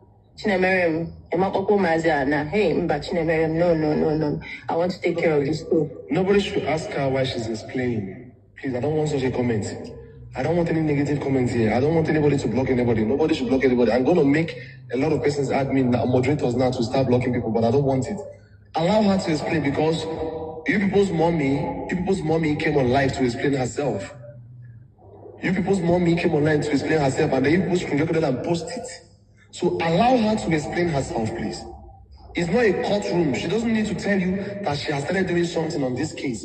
Allow her to explain herself, because you guys will hear the truth from the horse's mouth. Okay? So allow her to talk. Don't come and be asking her questions. If you don't want to hear, you leave. Please. And this is the last time she will explain on this internet as a whole. So if anybody is not here, it's fine. Whoever wants to withdraw themselves from the case, it's okay. God will still fight it for her, but at least allow her to speak so all of you can hear her. All you need to do is to ask yourself, is this, like, how do you feel hearing this kind of a thing from a lady like this? Parents, what I want to say is, untouchable, don't look at the comment, don't say what you want to say, eh? Don't let them confuse you. She's not looking at the comments. No, I'm not looking at the comments at all. I'm not.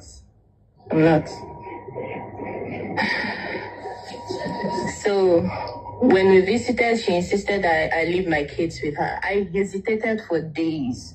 I wanted to spend just 3 days with her, but I ended up spending more than that. And then along the line, I had to give in, because she was even crying. I remember she even cried when I was leaving at Uyo Airport. She was promising me that she's going to take good care of my kids, that I will not regret it, and a whole lot of promises. And I left. So then in September, right? Yes. In September, because I remember I left in August 20th, 2025. So in September, she called me and told me about a land that was in distress sale by the owner. And the owner of this land, she knows the person. And according to her words, she said she trusts this person with her life. But that's not the bone of contention. The bone of contention here is we agreed that she was going to go down to Enugu. She told me this land is in MNA, in an estate. And I grew up in Enugu. I know MNA.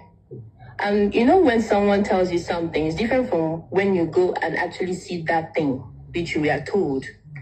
So I told her, okay, that she is going to go and see that place, at least be my eyes and my nose there, and then be sure that everything is okay. She promised me, she said yes, that she's going to do everything that is good. I should get it. Stop it, but at least you would say, something, you know, after the 3-way call with the owner, she will still call me and she will still tell me reasons. And I trusted her because my kids are in with her. So I made the payments to her. Every transaction passed through her. She didn't give me the receipts of the transaction she made to the owner. No receipt, nothing. And then, fast forward to December. After visiting Nkem Lush, is she here? No, I'm asking you, is your friend here? Sorry, continue, my dear. After visiting in Nkem Lush, here? Yeah, after visiting in Nkem Lush's house, the whole gist that December throughout was house. She wants to build a house in her husband's house, you know? And she knows my weak points. This is my weak point, that people around me, people I hold dear, when they complain too much about something, I try my best to proffer a support to the best that I could. So she was the one that initiated the idea of the loan. Because she asked me, stop, insurance so much and we can get a loan from there. I'm like, no, I can't. It's not possible. So she now said, hey, America, hey, stop, watch up on my page, impeach my manana in our village, impeach my war. Mugun, Umuniani, maybe a moro.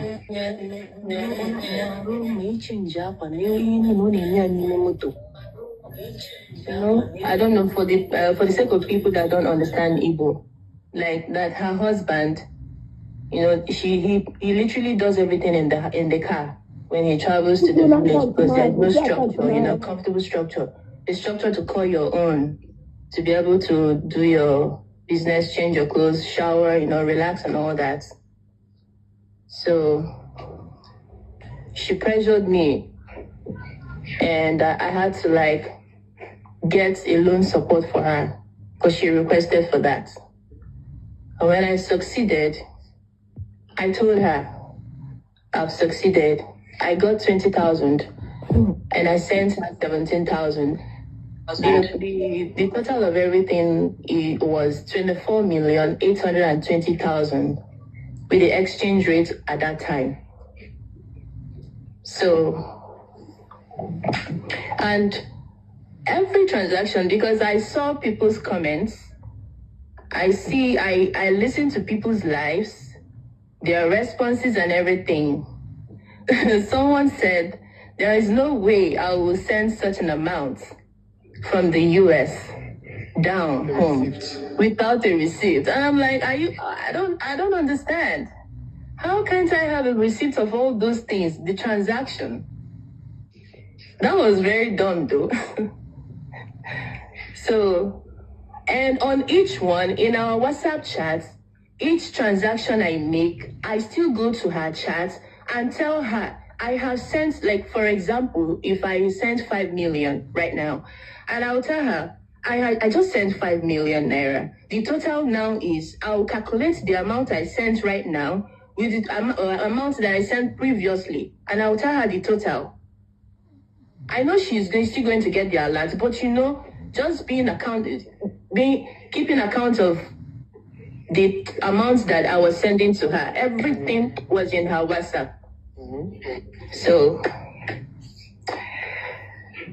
I don't know how it is going to be interpreted as free dash, giving out free.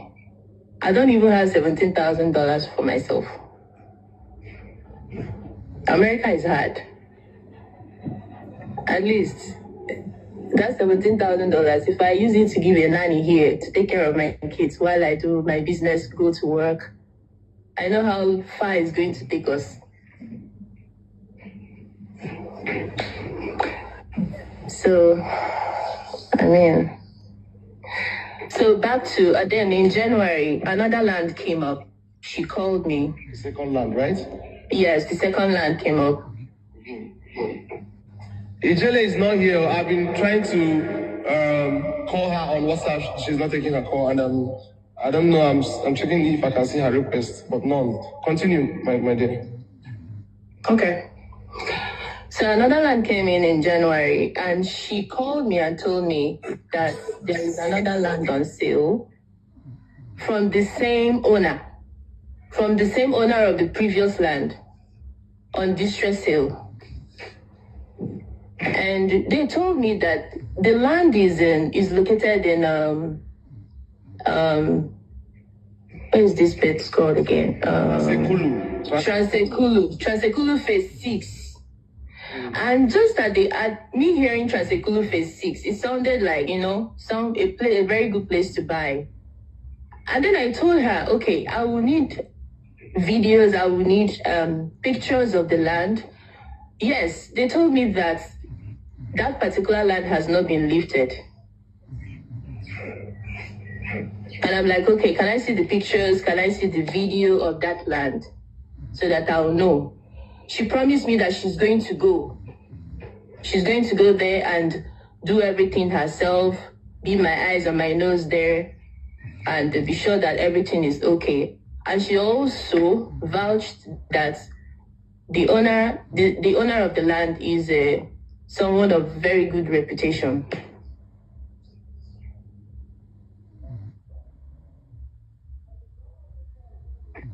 Then the transaction was made to her through her own account, not to the owner. She didn't give me the receipt of that one as well. Receipt of payment, she didn't give me. No pictures. Everything was just done blindly like that. I remember, because of the way she portrayed herself to me, I believed her, I trusted her. I'm like, okay. Then when the saga started, see, my misunderstanding with Abada started from the saga, not even from when I traveled back in May to Nigeria. It started from the saga because I heard her live stream when she was saying that it was when I came down this May that we started having issues. No, it started right from the saga because I was not supporting whatever that was happening. And meanwhile, I'm a very busy person. I cannot go to work and come back and leave the rest of my time on TikTok without taking some sleeping, doing one or two things I'm supposed to do and prepare again for work. So most times I don't even know what's going on TikTok. She's the one that tells me, hey, did you see this video? Did you see this one? I'm like, okay, no, I did not. Then I'll go and check. So a lot of times she will come to my DM. She will even send me, hey God. She will send me numbers of some persons then for me to go to their inbox and threaten them. She will tell me, oh, stop. ịma na ị nọ obodo oyibo were nọmba gị anụ ịma nọmba gị foreign nọmba were ya threaten ha gwa ha ka ha butuo vidiyo ahụ ha mere maka m ka ha butuo ya na ọ bụ na ha butuo ya mee gwa ihe ga-atụ ha egwu and all that. This was her words. I'm just interpreting. I'm just trying to say all she said. And then some people, I go to their comment sections to attack them. She sent me, and I regret. And at some point, I started taking myself out of it because this is not me. I'm not a public person. I'm not used to going to people's inbox to start attacking them. This is not me. It's not my character. So I started feeling uncomfortable, and I started withdrawing. And she noticed that I started withdrawing. When she gives me numbers to go and talk to people, I tell her, no, wait, calm down. And she failed to tell people that a lot of times I call her to tell her, focus on the teaching I know you for in 2023, because that was what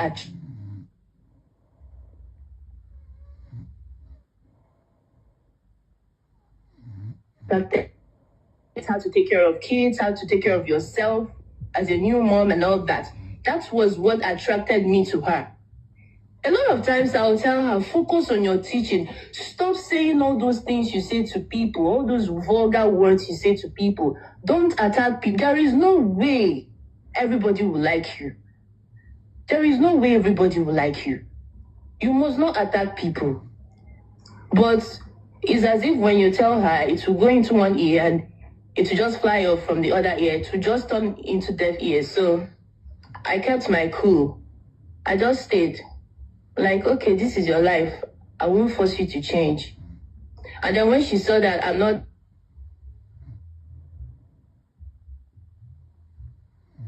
that's all time ro amalonde bonde ikukuku afiko okuko kita ka ngama ndị love mommy abada kita ka ngama ndị anas na love mommy I love you I love you I love you. And I remember one of the times she kept on telling me that, I told her, is it this saga that will give you, you know, the measurements, like that will give you the understanding to know people that loves you or not? Is it about this saga? So please, you guys can close your camera now from the boxes, okay? So my continue. That was how the saga started. So from there, I noticed that when I call her to speak to my kids, I'll call her severally. Sometimes she will push me to her child, to her first daughter, to call her daughter so that I'll be able to speak to my kids. She will not pick my call. I was enduring. I'm like, these new developments. Now, well, she will call me sometimes, she will call me, she will rant, she will shout, she will say a lot of things. She will say a lot of things that, there was one that she said one day. I was shocked. For you to say this to me, you can really go extra mile against people. And I was shocked. At that time, I became scared of my kids with her. I became really, really scared. For her to say those things, she told me, oh, stop. You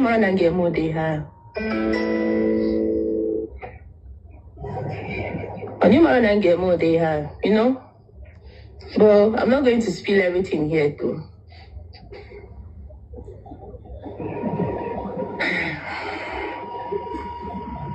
So can I ask you, what about, because what I want to ask you now from the video, there are things she debunked that you told me. So I want to ask you. Okay. Yeah. Now, from her video that I watched, she said your daughter turned to snake in her house. Your daughter was turning to snake. She now called you, that she called you to tell you that your daughter was turning to snake in her house, and you are now shouting. Because you can be mixing Igbo small, and English and Igbo, just say your thing. Please, was it true? How did your daughter turn to snake in her house? I want to know. And that you almost died. That she saved your life. No one was your Hindu. So I want to know. Okay. Personally, I'm not there. I'm not there to see how my daughter turned to snake. You weren't there? I was not there. I was in America when she told me that. Okay. I was here. I was in the US when she told me that. I was not there. So tell us how she told you now. And then once she said she saved you too. Yeah, she said that my daughter was turning to snake, that she doesn't understand her, and that was what she said. And man, I was confused. I was confused. Okay, so and then save you. when I came back home. No, okay. Before I left for US that August, I felt sick. I felt very sick that time. So she went into prayers. Normally she does these prayers with the group, and there was somebody else that she also does prayers with. So throughout that period, she was putting me in prayers. We were also praying. She was believing that it's spiritual. It's more of spiritual. That something was off about the whole thing because of the transition of care of my children from Onitsha to Uyo. So that is it. Don't know what else to say. Okay, another question I want, because I'm asking, everybody saw the video she made, so I'm asking you via the video so that people will not be contradicting all those things. And missing it all. Okay? Pray well. Yes. Sorry for interrupting you. For me, this one you are asking her to clear the air is irrelevant, because anybody that you hold, onye oyi ka ejidere n'aka si ya n'ozuru oyi, ọ na-ekwu na ezu oyi, ya bụrụzie mgbe ijideghị ya n'aka. Ịghọtago? Ya bụrụzie mgbe ijideghị ya n'aka ka ọ na-asị gị na ezuo. So all this side talk niile a ga-efere bụ to wait, ihe a bụ ihe Abada ga-ekwu for him to prove yourself innocent. You know, so for me, this kind of question in Nigeria, question and answer, all the irrelevant for my own side. Yeah, you have a point, Saga. You made a very serious point, but listen to me, Me personally wouldn't have even allowed her to come here and speak. Because I'm going to be the one to do the talking, not even her. Because why I'm going to do the talking, I'm going to do the talking because I was involved. But there are things that she said, all the things she said was mostly because of me. The few things I wanted to correct here is because a lot of people's attention were diverted. Apart from the fact that she borrowed money, listen to this. She gave her money, and then she made a statement and said she never asked her to borrow. She have corrected that. She has explained that to us. Because how can she now decide to go and borrow for you? Because you wanted that is it. Are you getting me now? So people need to know, because any matter you bring on social media that you don't give a breakdown of it, hear me. And the next be carried away. Sorry, they won't be carried along. I mean to say they'll be carried away with things they hear from different live streams. So this is the only time she's going to talk about this, and I want her to. I just have like 3 more questions to ask her, and I want her to answer it so that people will now believe whatever they want to believe. That's all. Claire will please ask her questions. Let her answer, because I know most of the people here are on their recording, right? They are recording this. So you need to ask her some vital questions as you are asking, you are doing well and she's doing well too. So that tomorrow when people hear her own side of story, because even most of the people that are putting her right now, they are kind of confused. It's just that they had the duped a widow and stuff like that. So it's good you're asking her questions. It doesn't matter. Let her speak. Okay, no problem, sister. Go on. Sorry for that. If people should forgive me, let me just, because I feel like now. Okay, now, so Unstoppable, according to Abada's video, please meet your mic, Saga. According to the video she made, she said a whole lot of things about the snake you have answered, about the prayers you have answered. She said you were the one that told her to have your children for you, to take care of your children for you. No. Okay, you are not the one that told her. She was the one that No, she was the one that initiated the idea. Not me. Yes. She said you are the one that asked her what does she want you to buy for her children. That was why she now told you laptop. No. Okay. No. According to her, she said you choose to, you were like, what can you buy for them? And you also asked her, does she want a phone? The Samsung phone that she used, you said the one you told me she has. How did it come? How far? Tell us. She was the one that asked me to look for phones for her. Okay. She asked me to look for phones for her here. She had her choices. She was trying to choose between iPhone, between Samsung and all, you know. We had a lot of you know, me getting pictures and showing her, do you want this, do you understand? So she made her choice and I got the choice for her. When you told her you were coming for your kids before, what was the month you planned to come for your children to pick them? Good. And what was your initial plan? Because you told me that you told her you're going to come to pick up your kids in July. I mean June, sorry. I don't know. June, July. That you want to renew your children because your kids are. Thank you very much. You needed to renew their papers. So tell us how it happened because she now said it was me that told you to come quick and carry your kids. Thank you very much. I told you that. So please clear up. Yes. Thank you very much. I'm so sorry. I'm just not the camera type. I'm just not the social media type. So I find it somehow difficult to express myself on camera. I'm sorry. Don't be difficult to I beg. Tell us. So that one, the initial thing was I was supposed to come and pick my kids in July. But along the line, I discovered that their passport was going to expire. And there's this 6 months rule that the US does, which if you don't obey that, it's going to be a problem. So I figured out that if I do not come before July, it's going to be a problem for my kids. And that's not what I want. So I was trying to, make a choice, make the best choice for them. If to come even in June but I found out that I have to make a lot of schedules be comfortable for me, my work, their school. Even in school, they had to stop school because of my coming.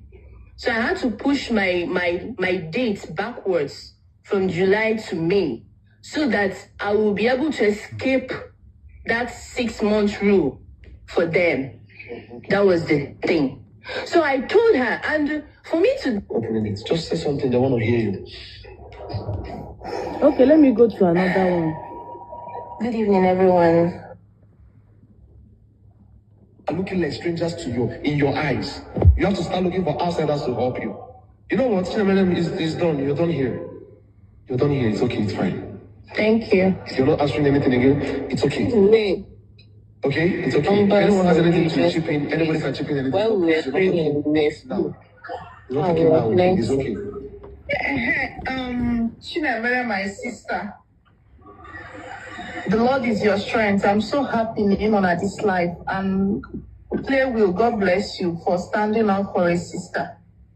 Or the reason, Chinemere before. Likewise, Ibungewa. And if not now, her story. Box.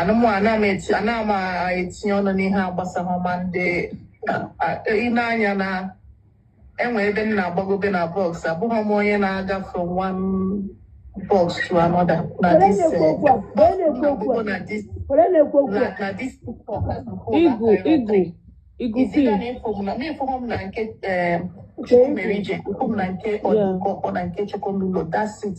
I've never gone up on anybody's box. But Chinemere touched him a lot.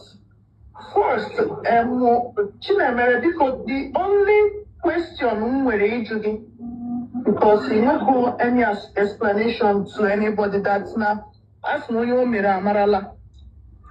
And the only phone we are now, sometimes you get phone we in a situation in my own year, but we can only look at you.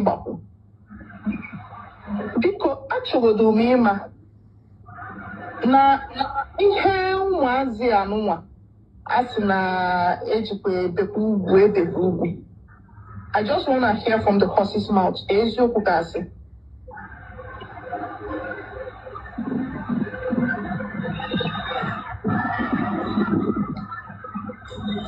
There are some things I wouldn't really like to answer here. The question is just a very simple question. It's a simple question, yes or no? Yeah, yes or no. As I'm give quorum case in me on a media, area conehoya. Oh, and I didn't. Onye mmeri a na-ekwugo na ya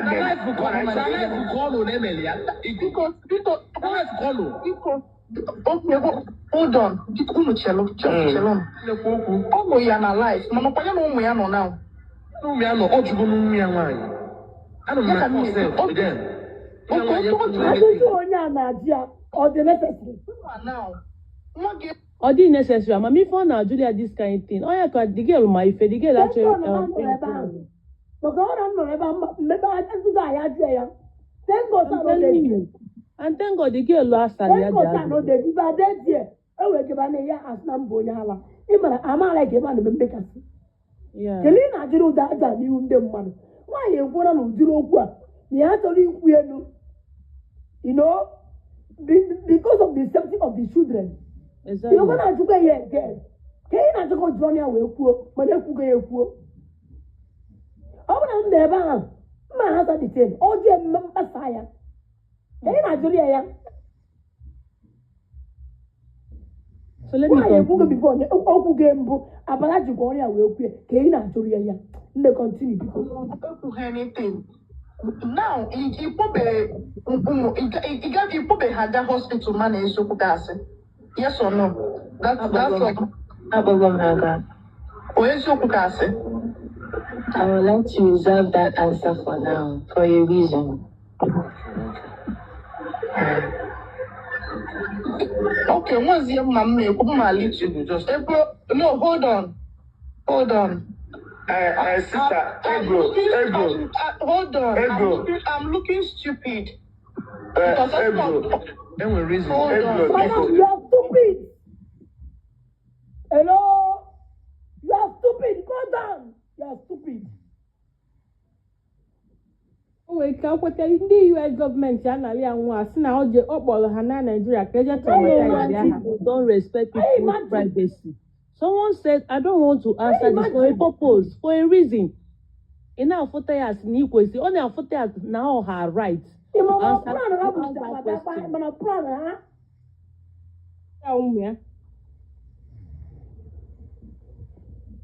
Mother saying that I told Messiah for a reason. At least you respect that. Oburozo Mazikobu. Only her reason for saying that. Okugondo Geku. You understand? But come on, I'm not there. Only you maybe. Can you not do that job? Ụmụazị tozi Africa mma na-ekwu na live na abeli ugwu ebeli ugwu. Also best known to her. In Nigeria, but on ozi ekwu, is ọnwụ. And you look so stupid. Here is one. Can you prove you? How many of you can you prove? What can you do most? Step down. Come on, step down. The right on.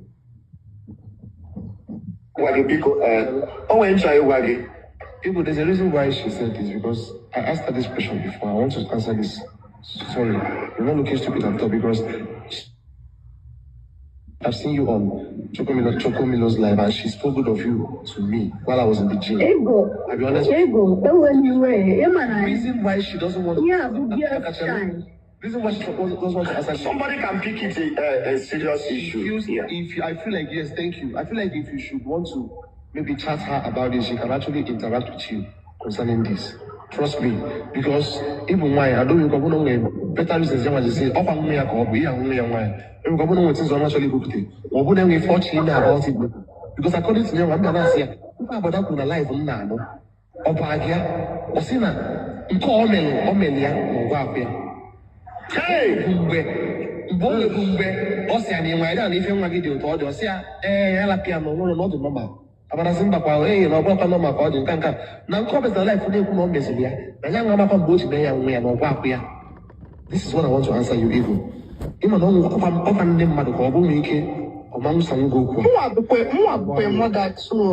and ndị na mmadụ ihe nwere n'obi ọtago ewe n'iwe ọ bụrụ you don't look stupid. Jesus, mmadụ nwụkọ na anwụ Because that particular this thing, Iyota, a na-ekwu ya etinyere m ọnụ. Iyota, because Madam Egro, o nwere nchọ ka ịghọta o nwere case ọ ga-abụ efu etu a maọbụ etu a kịta anyị niile na ebe a kịta nwa ị na-ajụ this question na Chinemere m na nwe ka o si were na-asị gị na ya nọ na the room ịzaghị the question ị need ozi ịmagwe na ihe ahụ ị na-ajụ abụrụ gị eziokwu ịma si mana ịchọ ime ka ọ dị ka ikirie the air ana na-eme ihe muchi yes ọ ihe nchọ dị ghọta anaghị aga from one impulse to another even the Chinemere na follow ya. I know him through time. I stand for justice. Madam, no. Madam. What for you? No, don't watch your Tell it to give no one. Ego! No, to Chocomiro. Evo! Evuduas. Kelly to give no one, yeah, ego. You will look a mamma. Muna na egwu jimba. Muna aya na egwu jimba. O gini gizo gini no one, yeah. Iye masara ohu we gizo kana. Discuss o everywhere 2,000 people watching. And then here go here joko more. That particular side, the one I have to go happen. It's not happy, yeah? It's all cat or about. Who are you? On the gay war. A walk on the if you did life on your own, on a normal, without your community, you go visit them watching you. In a chapter, I be a one on no. Only gable. I get you a sagia, also I shall. No, sir. I never almost somebody boo. Madam, I never, and when almost somebody boo, you will consume. I wish you're watching me here. Madam, you will consume. We never plan. Or whenever you see a plan, call Maria and when I they are all vida. Todo vida, todo menama. Abine, send that vida. Tell me. Okay, Jelle. Come to a wire. Otaraku kokez. Otaraku kokez. Ochena when a US. Why am I better? Or we gather underground mathematics. Mother is the best known to her. Very sensitive question. Mother, thorough. Continue. When you were able to know that, and that show me money on no dear, and this time I'm money on no dear. So, I saw you. And why? Am I now?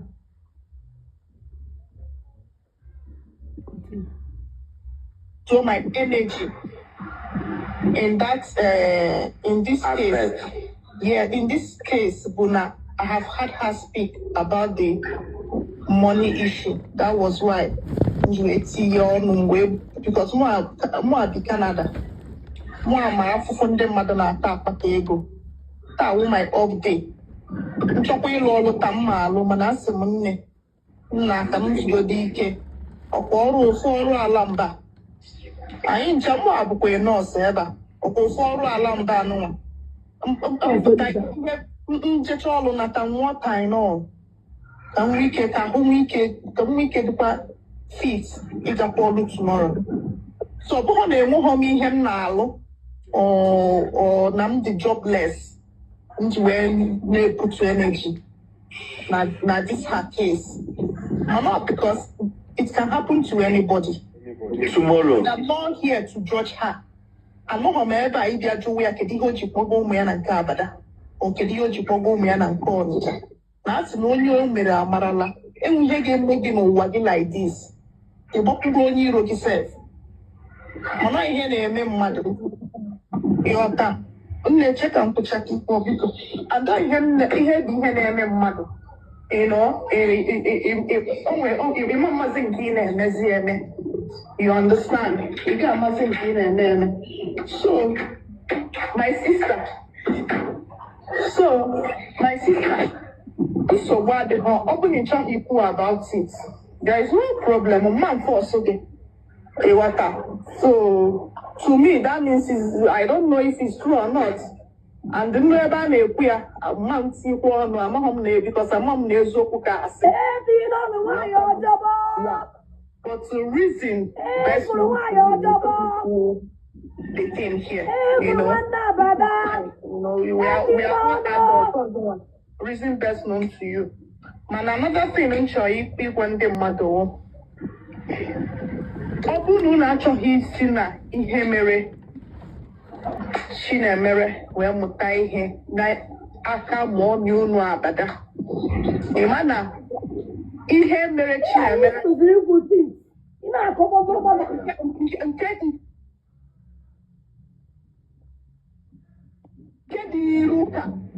Nkedi niruka. The one of them for Anna George here, I'm not tackle anybody na George Chinemere. Why you Jimenta? Onye gosiri ụmụ ya na nke gị enweghị ihe ịma mme to please that person because gị nwa na onwe gị to a point ị ga na-afụta ya hey na onye a na-emekwere m ihe ọma na iji ya ụgwọ mana ịmaghọ na iji ya ụgwọ you understand and ị ma na asị na a na-atọzi ụtọ ha nye na ya tọkọtara ụtọ ekwubezie ya ekwu ịghọtago. So the thing not there. Awareness teaching Emela we he's in Megona since on social media for years. That's the only awareness in Tirono, and that might be the last because why you seeing Cornubunam for evidence based on charts and she spoke and everything. So let's not judge her. It can happen to anybody. Manobana, but Chinamada, Amohamuna, Unedenara Choco, ihe private. I know Nune based on code and everything. Yeah. I messaged him this Mambia life. So maybe UK will 5 hours. Nigerian to Canada to Nigeria. I know 5 hours back. Him and UK and Nigeria are at the same time now. Almost, yeah. Canada and UK and Nigeria 5 hours. Canada, UK and Nigeria at the same time. You know, so Oga did go real late. Here now about 8:49. Now to two na kuna Nigeria keta. I heard here na kuna UK. So Oga anabago, which na more share kwaria this life. You know, he wrote me but a message that late. I share for me at this life, which no take by the time more take that I here.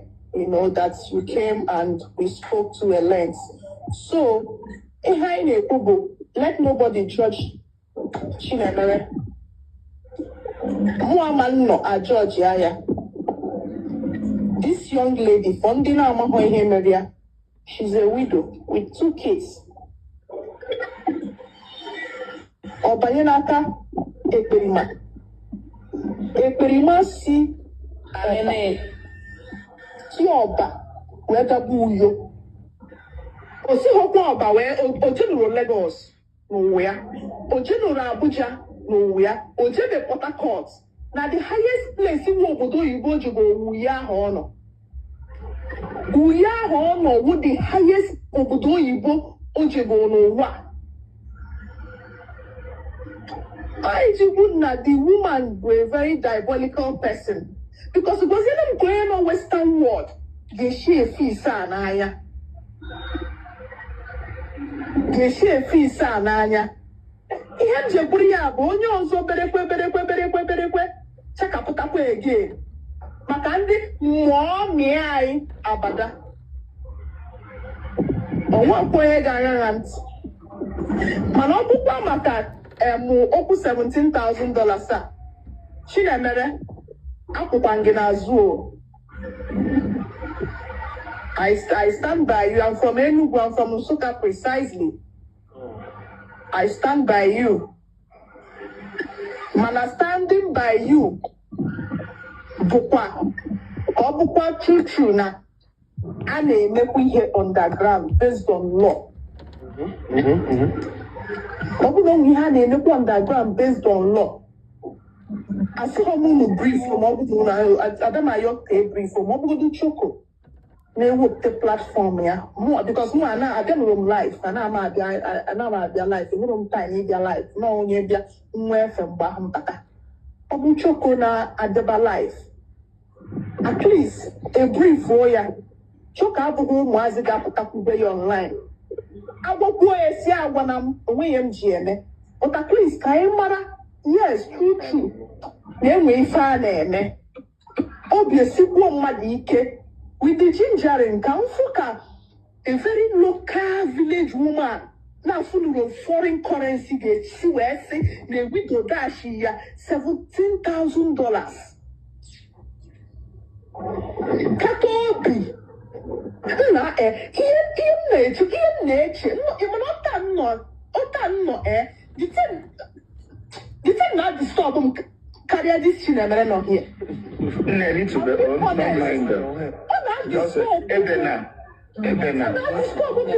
Mmadụ ga-esi pụta na adashi ya $17K.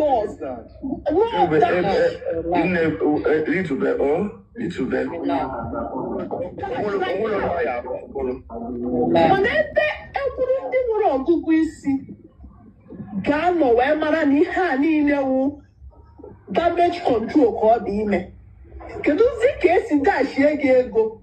Onye nwa dashi gị ego gwa gị na ọ na-akwụ interest. Isi ka ịkwụgwa the interest.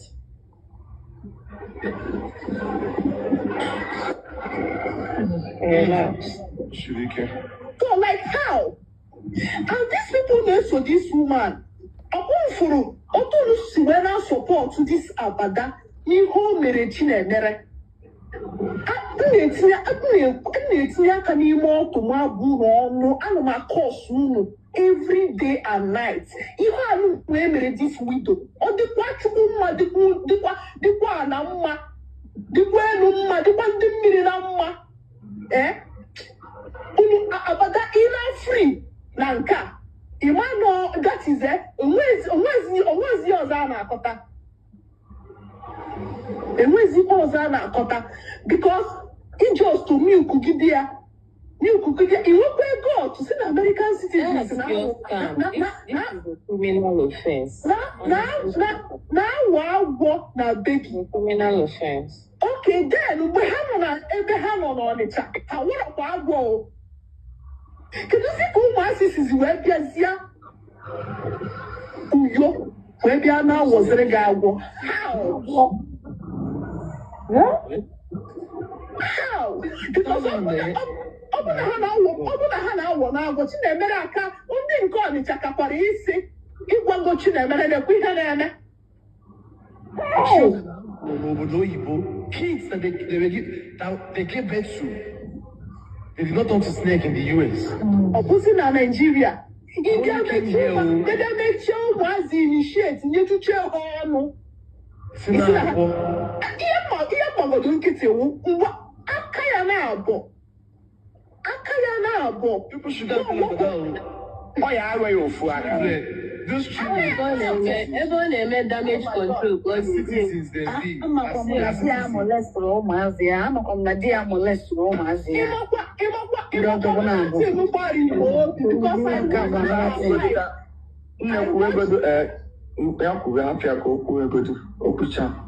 I watched her life. Another thing one name Bibuna.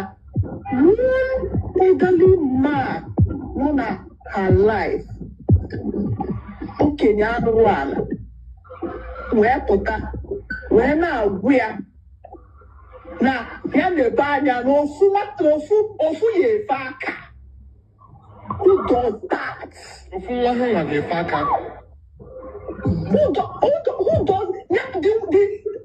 the village woman, a very local hungry thing that this widow may feed for months. Manye, say, hey, Kekis Wamara. What's up, please? Kekis Wamara. I go for me. Unafunonya, an empty vessel with a closed skull. Empty vessel with a closed skull. But the man of Maria, the same man told listen, the man told her that she should do something against me, me. Yeah. I watched her life that day. Players will live in 7 days. In 7 days, the players no live. And she should tell him that if I don't leave this world in 7 days, she should come and tell him so that he will now. I saw the man speak and I'm like, wow. How many days have you lived now? Because I go over there. How many days? They don't count my days. I will give that man a day. I am coming. You should tell the man I said I will give him a day. Yes, ma'am. Yeah, I'm a few of us. Bagote na boss Suchuku. Mama Mundine Chico, the arena Bagote, Wuna. In front, like on front line now. Anything, I will open here go. I will do it. I will contribute. Open here go, ma contribute to. One year I need DJ boarding school because I have to put this woman online. Online. Onando mmadụ n'iyi aga onye a ji demonic character na-eme ndị mmadụ manipulate cham ya dị too much na-atụ ndị ọ na-atụ. So biko thank you so much. I'm like 3 people gbagote na platform Choco today. Ha nọ US and that mom have very well how basike like how basike. So on anything who brief for Choco. Sure. So that all boarding school tebezira Siba. Okay. Because I don't go boarding school now, but I Siba. Can these followers yawa, these supporters yawa, Jezie Buibezie Nika Hanchabo was your Siba dear. And you will see nobody will come. They will all run away. No, nobody will come. They need a fake account. Fake account come below this thing yesterday. Whoop account the account is private. Whoop I can't pay no fake account now. I'm not hiding myself. My account is open. I don't have any fake account. Tomorrow morning, about that chef again no. Ako 6 o'clock Nigerian time. Tango. So my sister Pico, me. Unu just ne brief Choco. Ilotago. Si brief Ko jezie ka abada jezie boarding school tepuzie Siba.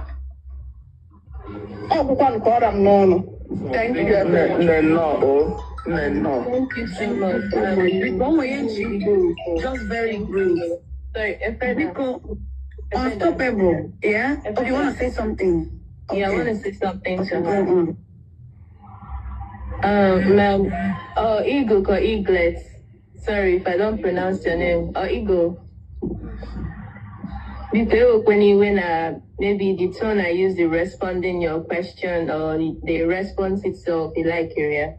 Please, I'm sorry. I didn't mean to offend you. I didn't mean it in that manner. It's just that I feel, That's okay. It's okay.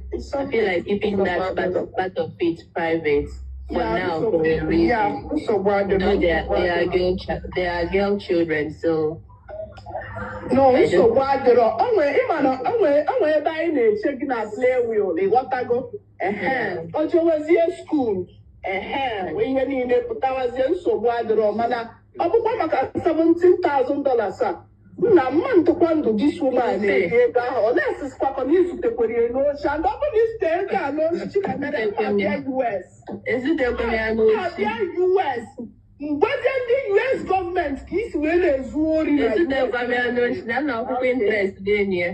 I'm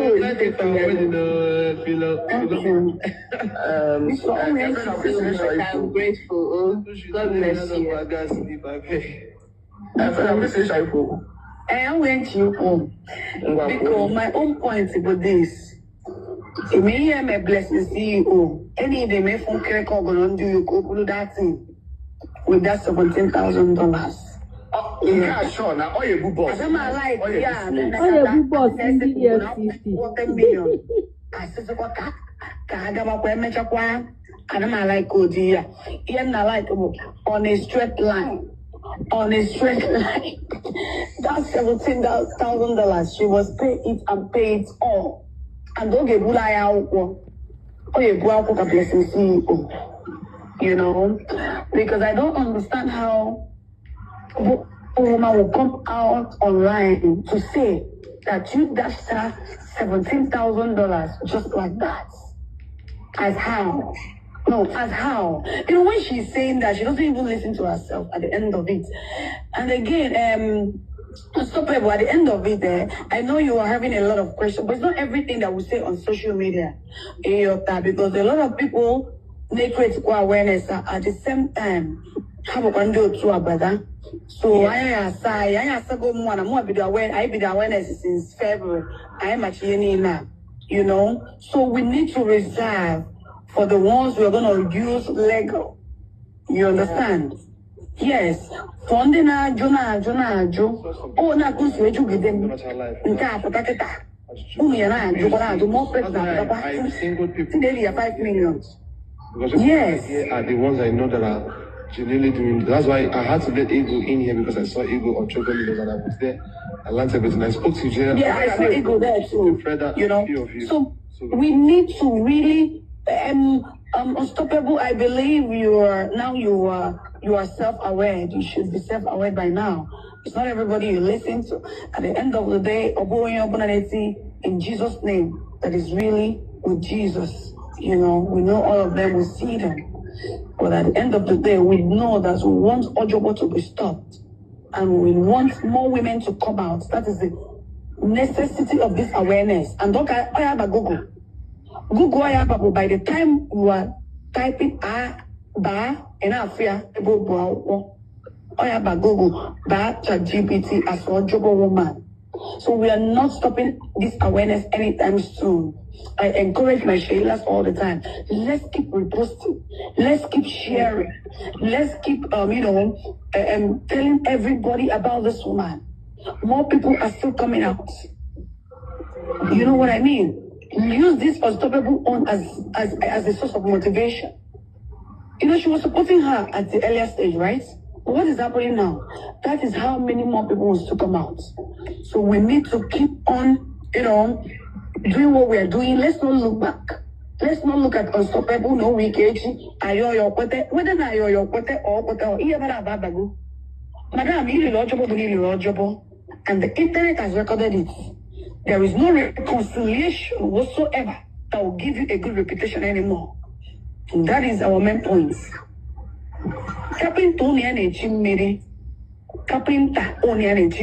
You are counseling people with no educational background. You are counseling people when you don't practice that. It's not Diego, but no matter keep it bad reputation. And that is why I also encourage young girls. Know who you are. Understand your purpose. Marriage is not everything. Decenter men and focus on who God has called you to be in life. You have a purpose. Marriage is part of the journey, but it's not a destination. Yes, it's part of the journey, but it's not a destination. You can marry today and the next 2 years your husband will die. What will you have to say? Find your purpose. Get a career. Get a skill. Get a business. Don't idealize human being because of this kind of things. Let this be example and let everybody be on a straight line. Don't listen to all these fake people on the media. And that is why we're going to school next 2 weeks in Lagos here. We're going to a secondary school here in Lagos. It's a mixed school. You know, we have a guy in our midst who is among the girl child. I'm going to email him tomorrow so he can speak to the guys when we get to the school. What is our topic? The power of being vulnerable to your guidance and your loved ones. Because all no man's going to be. You need to understand who you are. Where are you going? Who am I? What is my purpose? But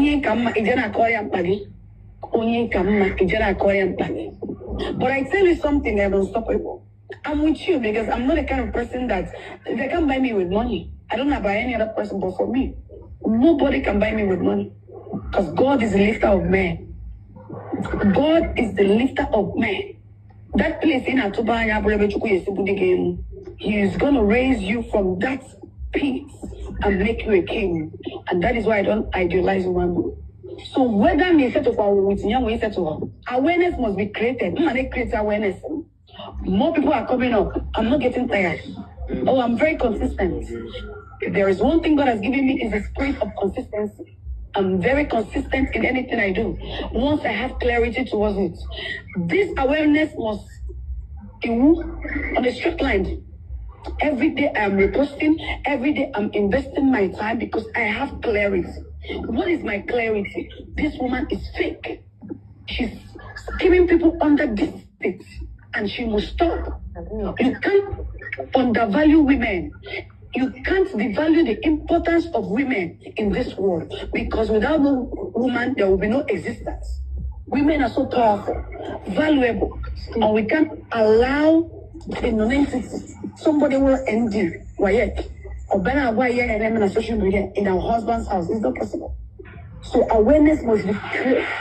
Please, by Sheilas, I encourage you people, you Naju unstoppable question. I don't think it's necessary. You know, man, I want to go easy put and say, you didn't know it is the truth. People should reduce the questions. The focus should be, how do we petition this woman? How do we petition her to EFCC? You can petition you can write to EFCC. Yes, just your email. Write them. Tell them about this case. Yes, if you don't have any templates, come to me. I'll give you a template. Write them. Tell them what is going on. Even too much petitions appear. And the one at the time, even all US, Diego. So too much petition there for many people. And about this case, I am funny here the legit. Can take care of. We need more petitions aside from our own. We need more petitions from individuals. Yes, have you written your petition? Tomorrow, I will write my own tomorrow. Come to me this night. Let me give you a template. Integral on the EFCC, Interpol. Write to them. Tell them what is going on about this young lady in Kerekogorondu who's killed a Please, let's be action women. We don't need this question. She's saying the truth. I believe her and I trust her. I believe her. Yeah, and funny enough, you don't know that I'm a lawyer. Really? I don't know, so I've been hearing I know you don't know that I'm a lawyer. Yes. I've been married before, yeah.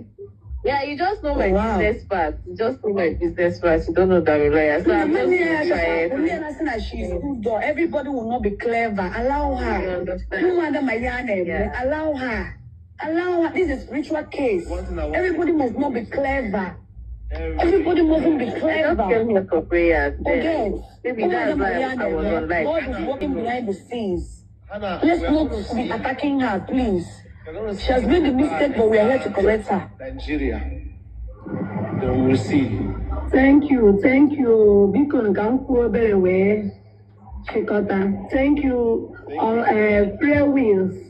then unstoppable. Let us make it shorter. Make it. Yeah, Dara. I don't matter what I almost say. I'm my normal content. Yeah. But this one, Otoshim, you thought she may have mega polaya. You thought she too much go, no, why I judge. And the same particular, no, the same that woman and Abada, Ewatago. I am a dear touching. But to thank God that they make you a name with Yeshineko because so good for that guy in Babos or Saga, Guy Fulania. You could square on the ground, the squeak, or you're sitting in Bedana, while a one on your ass, but thank God anyway, very strong spiritual backup. Near anime because he ain't I know ordinary something. Ordinary something. Because a very, very, very strong something. But thank God, Nakaya Parabada overloaded because the end they are the Gonia. Manana people on a case, and I said you honor. So the end they are the Gonia. In conclusion, end Abada the Gonia and call ye may escape. Or Bunkiana one name why, or ye may escape. Or that down me.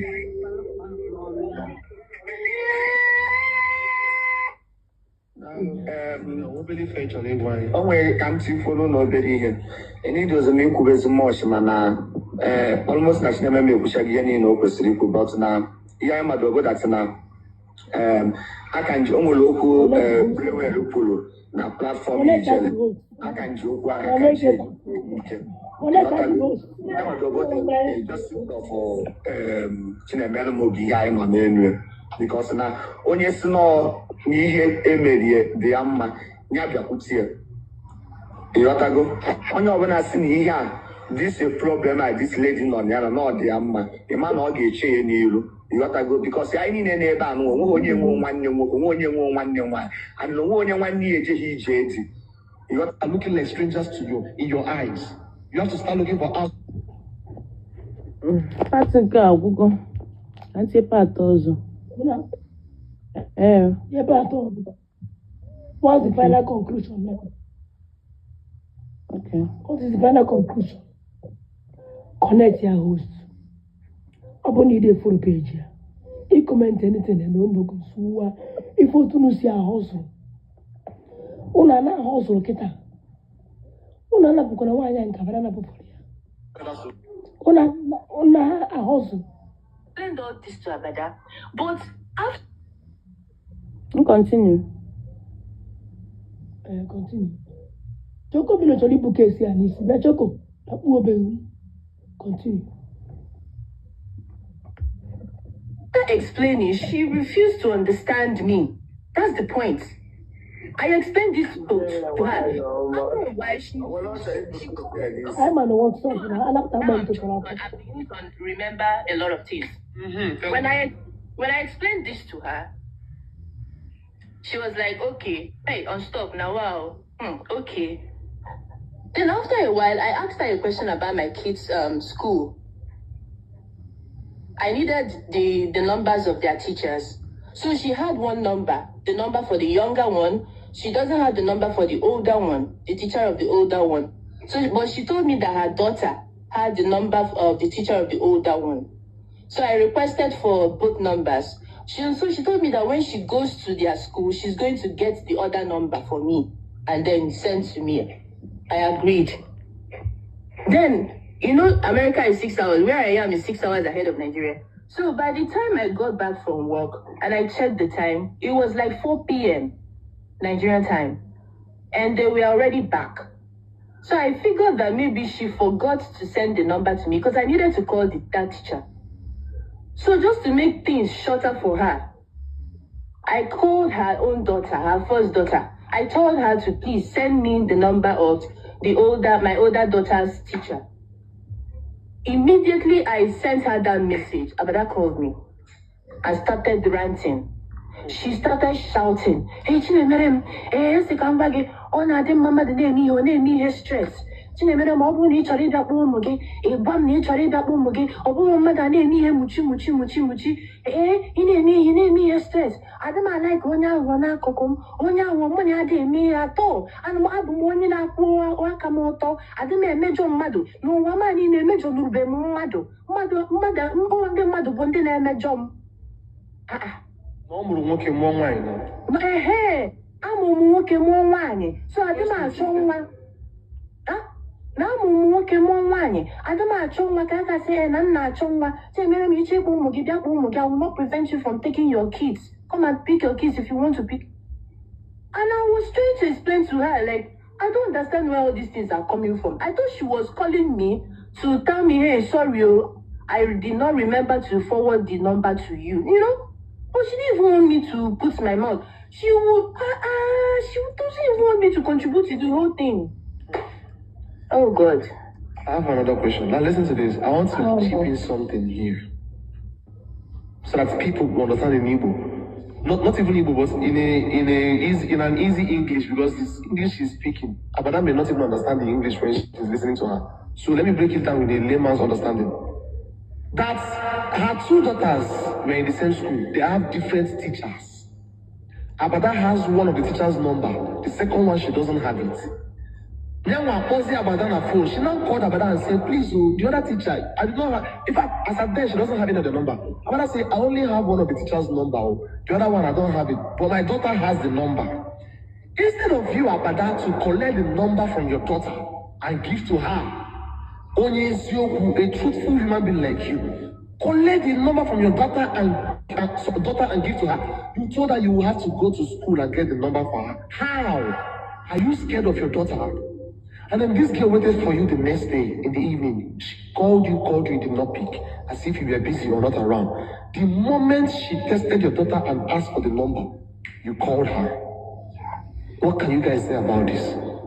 You called her and started shouting. It wasn't on the phone. Baba Zemba, you're playing emotional game, trying to blackmail her emotionally. And according to what she said here now, it was after she stopped supporting all the saga and stopped siding her in the saga.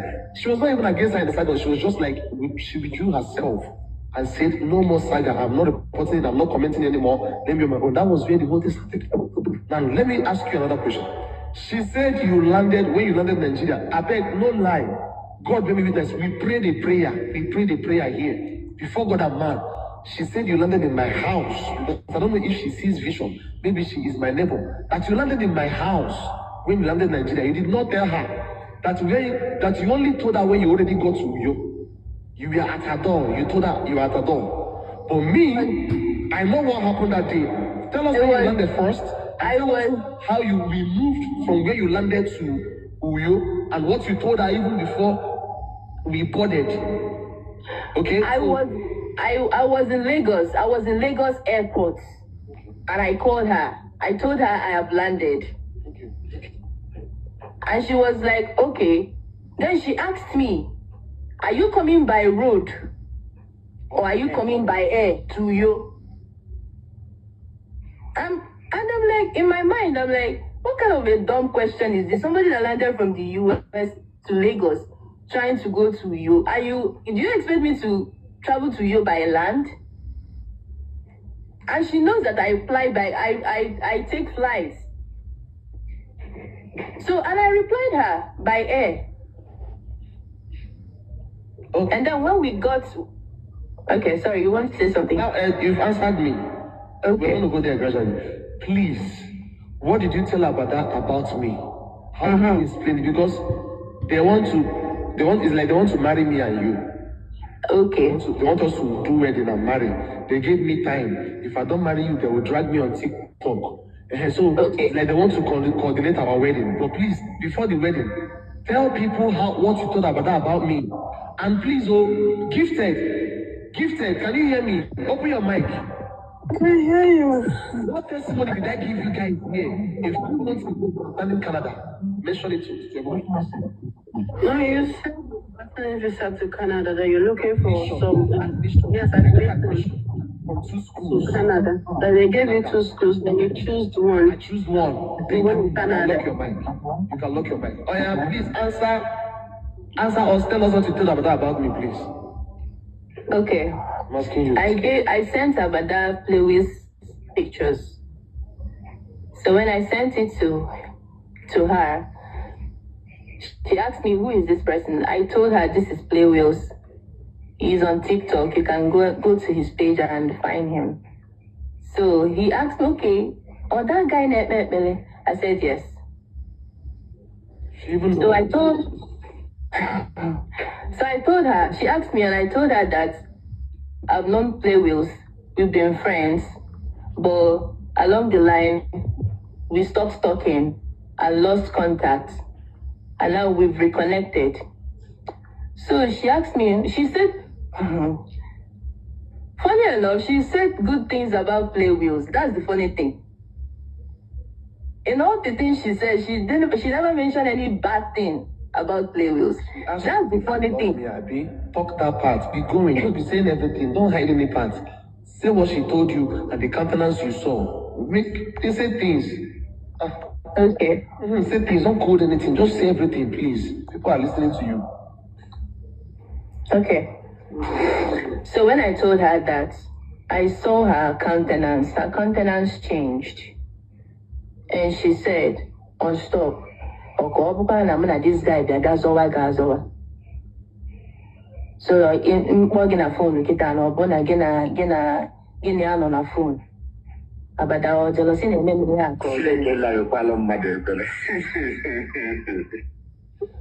Please allow us to talk. People should not contact that part is always good. Allow us to talk.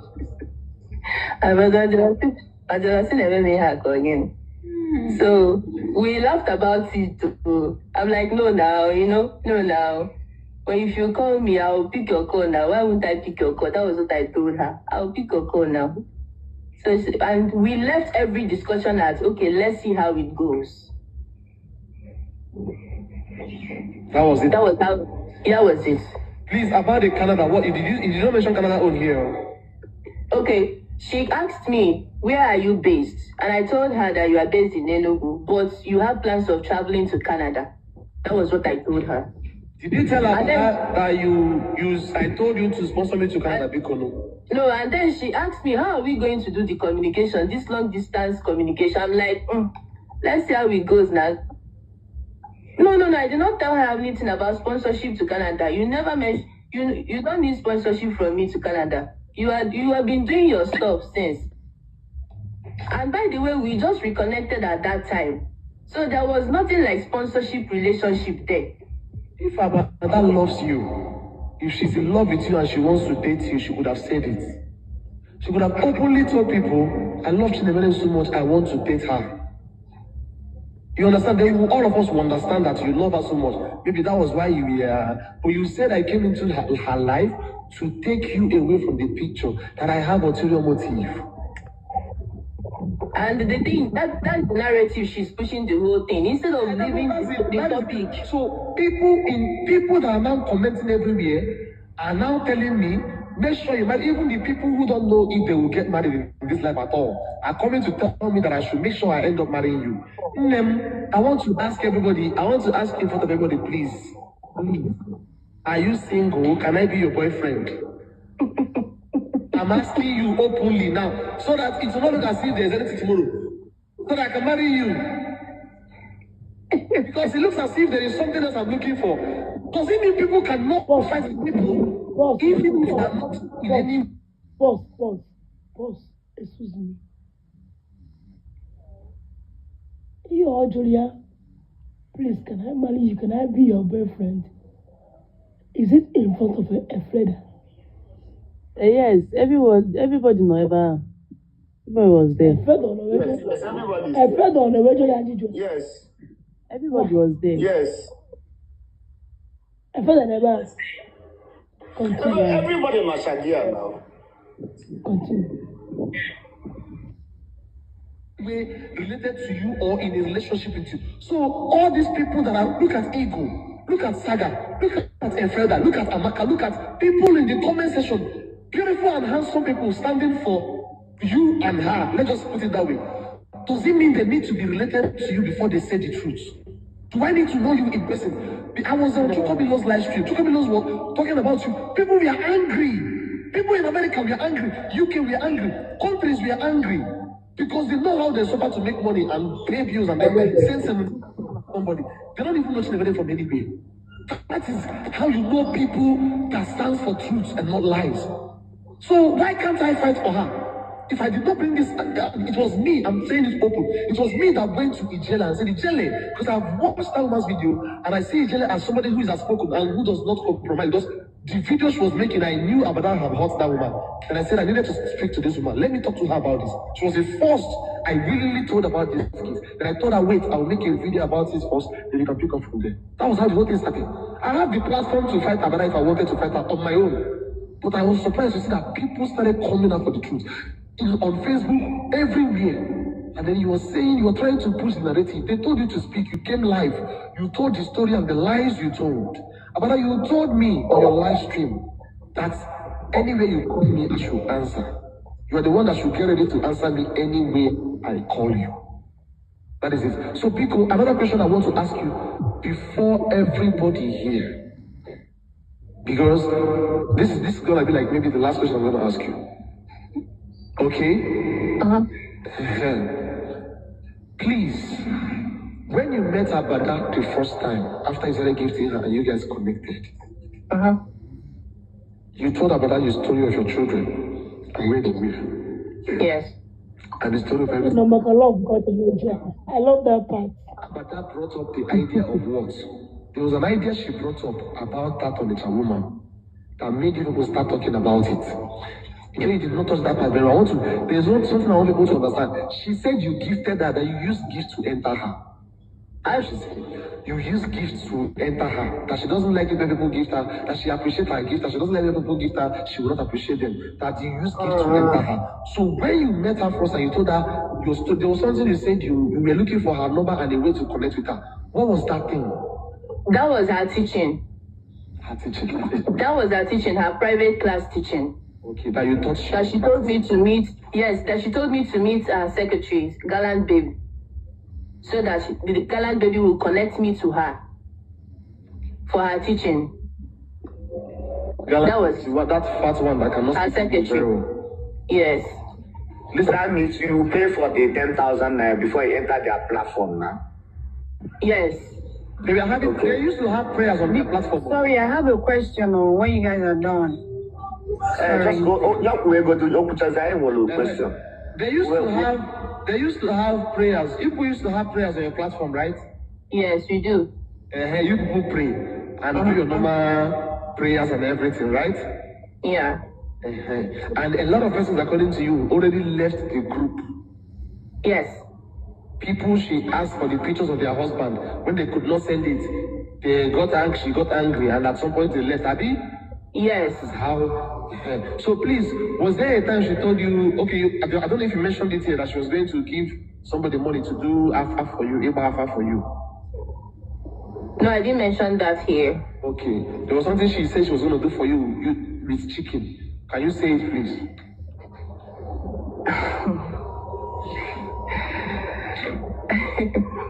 Mention it now. I know you don't want to go to that part. Swap your destiny. Mention it, I beg. When they think they know, you show them you are faster than them. You are steps ahead of them. You cannot come online, you cannot say everything, and then she herself will go there and say things that she's not meant to say. You have to spill things. So that evidence is there. When tomorrow, when the case starts now. Unstoppable, please. We need you to speak with your mouth, with boldness. Bible is so open your mouth.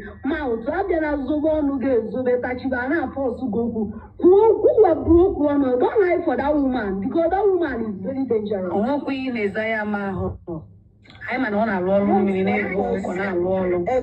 want you to say it with your mouth at the end of the day, because it's your case, right?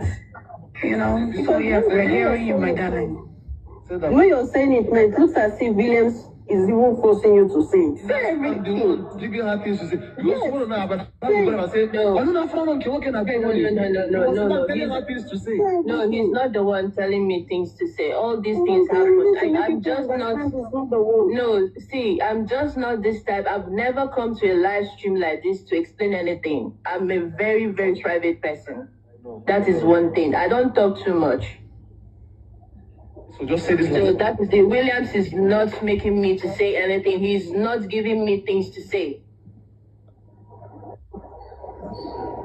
That is like this. You have to say everything. I'm trying my best. To be honest, I am. I'm trying my best. My sister try just I'm not here to go here.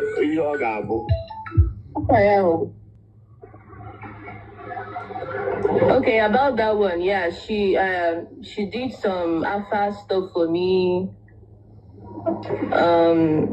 I don't somebody she contacted did it for me over the phone, and that was it. $17,000 she got for Egaka now. It's now we understand how $17,000 came about. Hey, kita guy what I hear man ya gidi kuchie you 17,000 bunya abada. Kita give all like ife me. God no. Ha. Kita give all like kita give all like if you quarter 17,000 from beginning to end. It's now that we understand. It's not your clear eye you used to pay them. I don't know. And yeah, before I went to any incantation. God, I beg. Let me say something here real quick. When I say something on highlight show, people are not advising this woman very well. If you're here, you're listening to me, even the people that spoke on her life, I know you're here listening to me. Some of you are recording to show her later afterwards. Abada, it is time you understand that something is happening to you. Not Chinemerem. People you've offended, maybe probably the things you've done. Anyone that does evil in life has an expiry date. If I do evil, I'm sure I have a date it will cut up with me. Trust me, when we were small, we used to collect money from our father's pocket. A day came, I took money. I don't know saying date or they watch me. When I took the money, I wanted to, and I've been lying, I was not the one taking the money from his trouser. One day I took the money, he held my hands, I released all the money.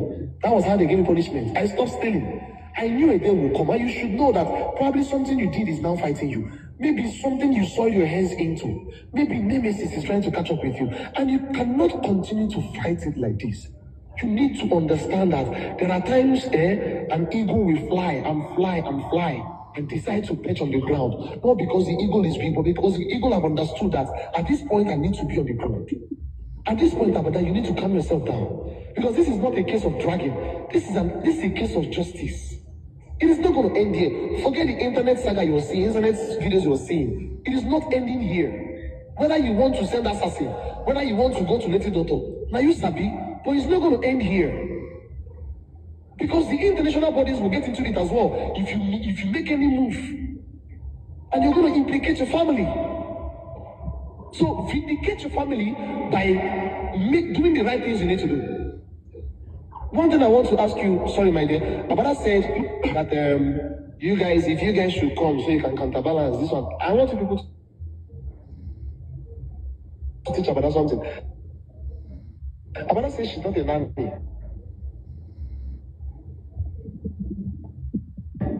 She is not a nanny. That you did not pay her for a nanny job.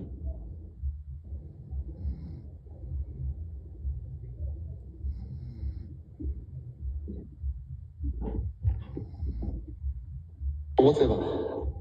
Abada forgot that if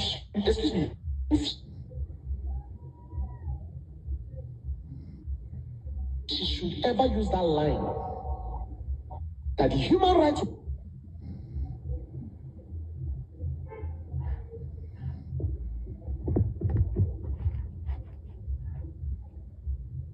ask Abada,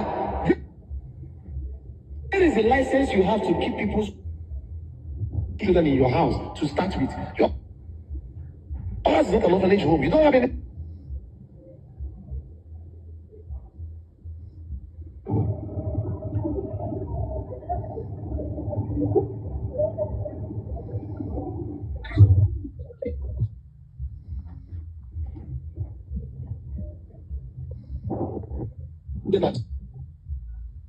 house. Help you. If anything should happen to those children, they will come for you. So it is even risky on your own side. Who is collecting somebody's children to live with in your house when you know you don't have license to keep them? And she came online and opened her mouth and said you should come so that people can balance. The thing I mentioned to you people, tell them how once she does anytime she go. We are talking about very well. Anytime she goes to shop or send the other don't send the you know what? She price because go there this last one. Okay. Because are we hearing na for no ka na ekwucha. Anyị egwiri is for ka ọ mata shie ni na anyị na-ekwu. Just Ebubili maka ndị eke obodo ndị ule na ebe a will take account. Ọnya ka anyị ekwu, ọ bụrụ ya niile ka anyị ekwucha ihe. Ana m afụ gị ma kịrịkpa ya gbawo gị. Ana m afụ gị na comment section. Kịrịkpa obodo ndị ule. Ojobo, why Ojobo? Yeah, would have got There's something I want to address. There is something I want to address, please. There is something I want to address, please. There is somebody in the comment section asking, why will Unstoppable send her children to Abada in the first place? Does it mean she has no family? Hey, there is something I would like to tell everyone out there.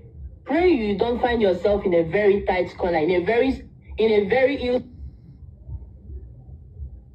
situation that you are helpless. I wouldn't be stupid to do the mistake I did today if I had the necessary support I was supposed to have. I don't even want to talk about that side. I don't even want to go there. It hurts. Please, you people should not be asking her that. It hurts. You don't know my shoes. You don't know my situation. Listen, don't open your mouth to go there. But let me say something. Let me brief you people of something you need to know. The lady here says she lost her husband. She lost her mom. She's the only child.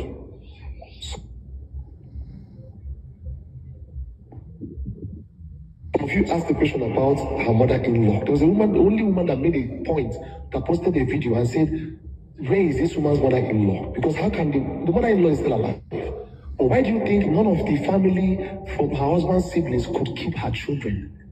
Because none of them cared. She was giving me evidence of so many things. Ask the family to this girl. Ask the family to her late husband, what they did with the late husband's insurance money. That all of them, about $600,000 or $500 to $600,000, that this man insurance money for her late husband, a dime she did not collect. You people should not push her to say those things. A dime she did not collect. She was still pregnant. When she gave birth and told them she had put to bed, they told her what gender. She answered. They said, "Oh, God has given you the one He wants to give us." That was the end of it.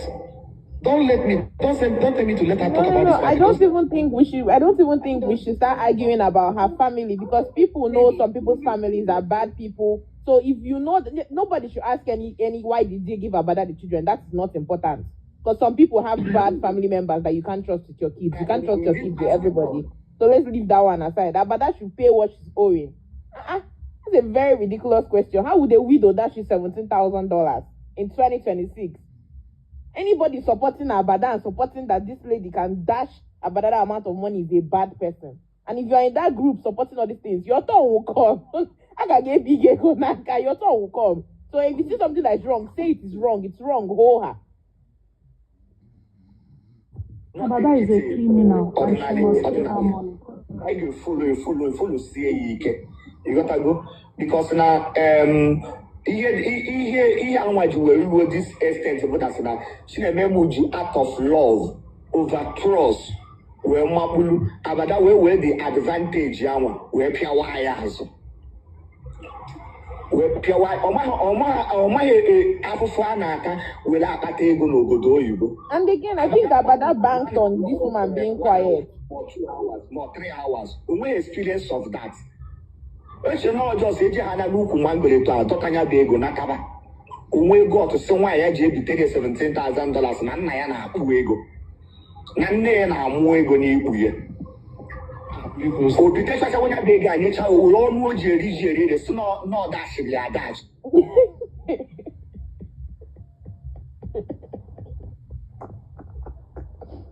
And she came out and confirmed it to everybody that she received that money. Although she married, that's how dumb that woman is. You came out and told the whole TikTok, you received that money. Yes, they gave you the money. And I counterbalance the years nanny in the whole Nigeria. You may go in 10 years. You got 24 million. And I counterbalance the again. And someone they were paying monthly. Chokwa counterbalance the already from 24 million. What of the car? You and all the things you are posting. What kind of wickedness is this? Okay, don't think we don't I can say. Onyo shine one woman sympathy. Why am Sune one woman sympathy?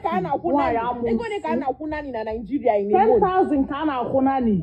10,000 kana everybody now you want a very rich family now a nanny, a very good nanny job now. And I'll hold you up to 1 million in a month. Kangwa ginne niwe teka Lish family iji ruoro nani niwe teke Lish family 50,000 kangwa wezoku. I'm telling you about experience. So when my friend in area Lish family 50,000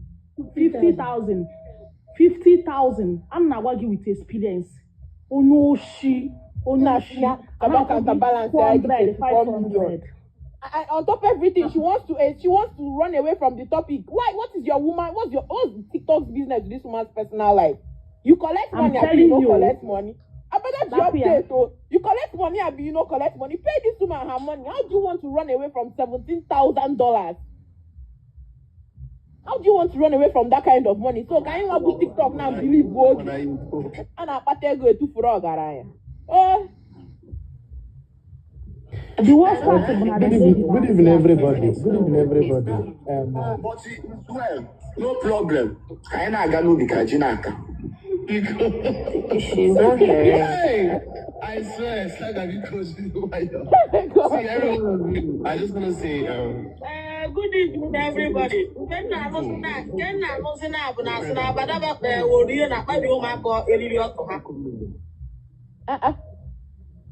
that the lady is now, but that's what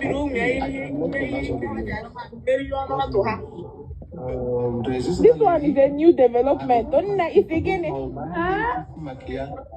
Oh, Priya now, he said it. She said it. She said it. She said it on her live stream.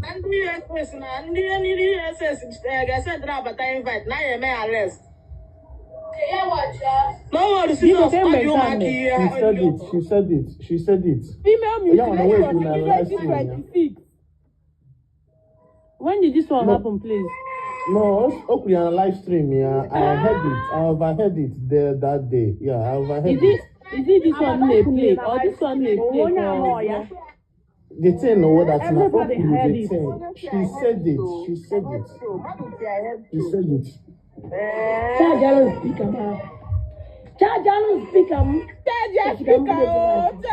speaker. Charge speaker. Only for Ouija. Only $17,000. About Good evening, everybody. The thing, no, that I don't care what your name is, you understand? Yes. Imana si na eburu ozu onye ọzọ dịka ebukwu nkwụ mana ohi tie wee mara ihe a na-akọ mana chelu awegodi ihe ntị ịghọta nwunye mmadụ a na-arụ di ụlọ na family house ya. I want to understand that part. I don't have jealousy. One thing they wouldn't matter no wow, always be competitive lifestyle. Your husband don't have okay. I can't give lush. I can't give lush. Just say the man na no the possibility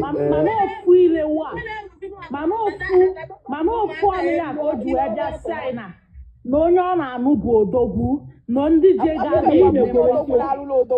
I never see that kind of the thing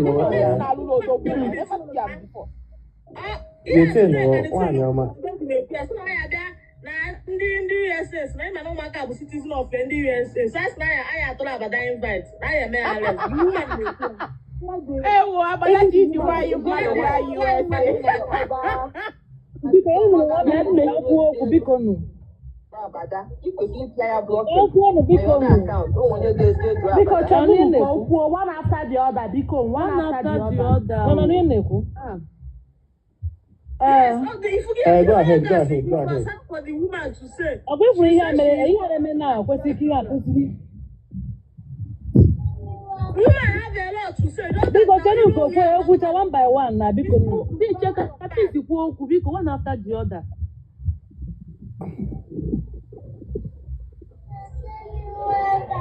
Mee ekwesịrị ka ị na-akụziri anyị ihe o because ọ gwefụ ihe anyị na-afụ na social media. Anyị echekwa na anyị na-anọ n'azụ anyị eso ibe anyị eme ihe ibe anyị na-eme na-ama na fake life ka a na-ebi anyị na-ekere m ihe anyị amalọ na-atapụ ihe anyị amalọ na-ama na abara na-eji eburu ego were ebi lovely life. Chineke mere anyị ebele o nke ị na-ekwu ewu chegara aka na-ewu na abada kpabiri ụmụaka eriri ọkụ ha. I hope that thing is just a rumor. I want to just hope it's a rumor. I want to hope it's a rumor because that female mutilation in 2026. Ha. And they put not to know my roll on. And they put that one roll on. Now such a far. It might be. I just want to hope that's a rumor. I would just want to hope that it's a rumor.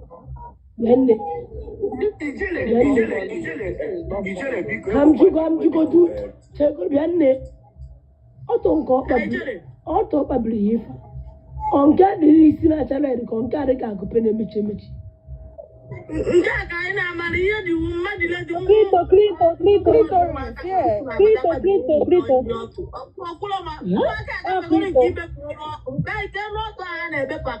nne ji gwere nwayọ eriri ọtụ ka ọwa ile ọtụ ka nke ị na-ekwu ekwu ọtụ nwere elili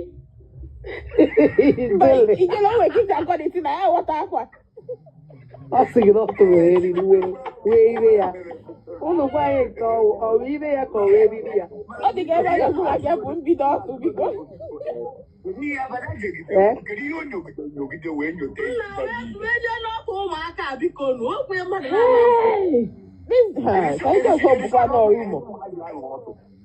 ọ dị possible ọ bụrụ igwe eje n'ike no mba ka ya bụ ịga ebe a ka ya nke a na-asụ oyi na ntụ ka anyị chegodi fụdụ life ebe o kwuru ya yes ka anyị chegodi ka anyị onye nwere ala ya sentigodi like ka anyị fụgodi the life biko nụ ihe na anyị na-ekwu nke biko nụ ihe na anyị na-ekwu ka anyị reme obodo children there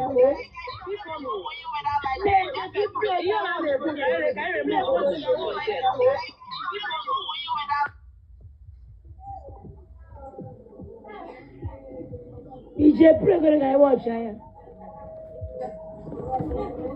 Hey, Chineke na-apụkwa ekwensu ike biko kwa Chinefu ọzọ na-apụta ọzọ na-apụta na ọsịsọ okwu ka a na-ekpe aka na-ekpe ma ikpe ọtọ bara kpabiri akpari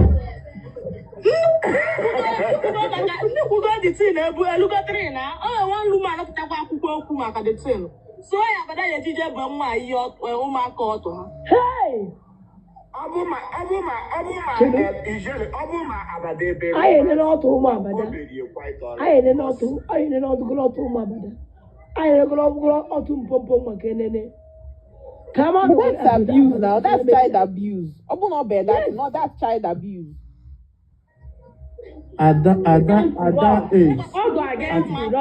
If she did that, it's against law. It's child abuse. At that age, ụmụaka ahụ ịga mewe that kind of a thing is child abuse. It's child abuse. Yes, it's child abuse. It's child abuse. Because and again there are two things. This woman now, this woman winning about four count charges. Obtaining by pretense. 1, defamation of character and the child abuse. You understand? Now, this woman take advantage of this US woman who are unstoppable.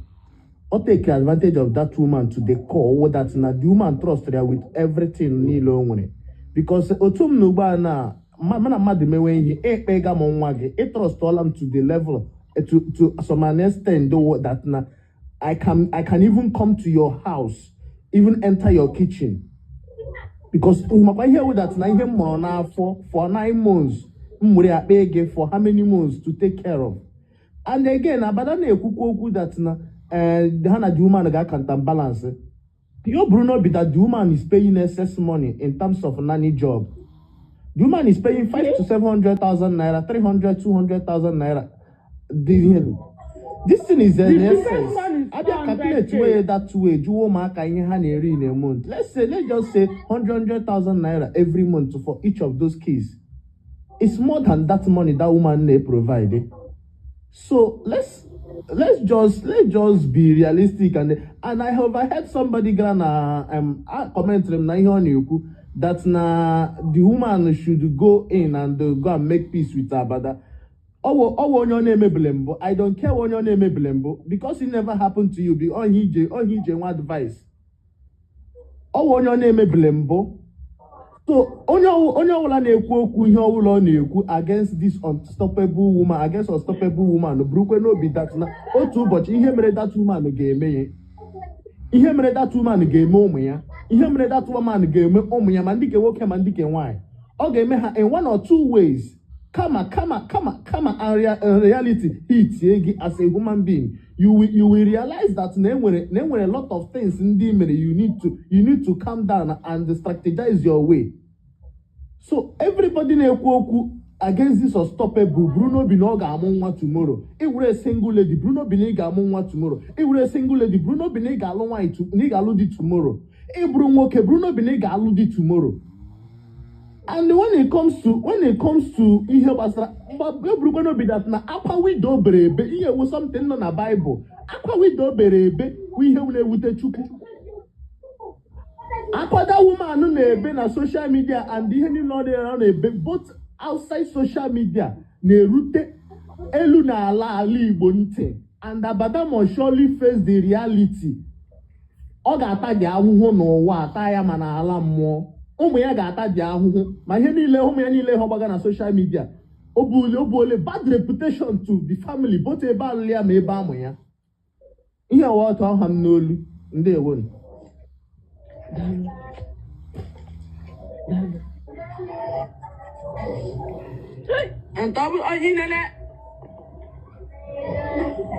ihe nji ma na-abata mere ya mgbe ọbụla ọ batara ife ọ na-ekwunatarị ụmụaka kịta na-ada ebezighị ile ọtụ ụmụaka kịta ada ebezighị ile ọtụ iwe obi wee bee nwa dị ile ọtụ ihe ọrụ ile ọtụ ya ka gụrụ aka onye ọbụla na-asọpọtụ abada ihe na-atọ m ụtọ bụ ọ bụrụ na erilo gị $17,000 ị ka ga-akwụ ụgwọ spiritual husband and spiritual wife. You go still pay your dues with spiritual husband and spiritual wife. So continue supporting Abada.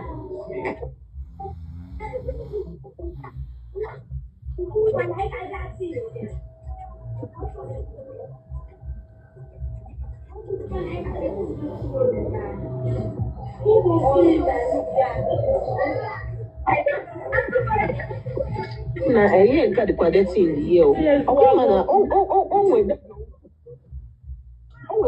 nwe video ukwu ebe eme circumcision one boy and that boy will a baby of ima nwa amụrụ ọfụ mana this boy will maka circumcision na imagine gafego 6 years old.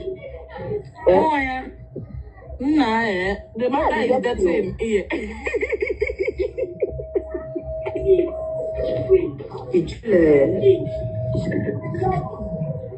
Ijele Yana Mone and people that are supporting her. Wow, this is bad. Ijele Aguma. Abada Maria with the cam. She just did this with the cam. Ijele, you in spirit? Think about that. You think that Unstoppable will come out to say anything?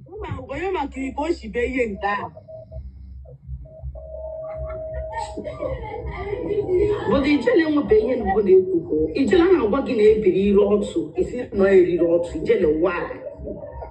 Yeah, why? Come on, Zuzu, bro.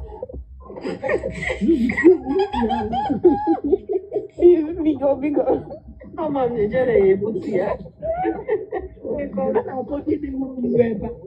Ile kwesịrị ntị. Obiara na-ezuzu anyị. Kiri na-ezuzu gwa ya. Chika mbrọkụ. Ịma na asị na ịma na asị na ebu n'ozu onye ọzọ Abrọkụ ya. ebu n'ozu onye ọzọ ọ dịka ọkpọmọ ka ebu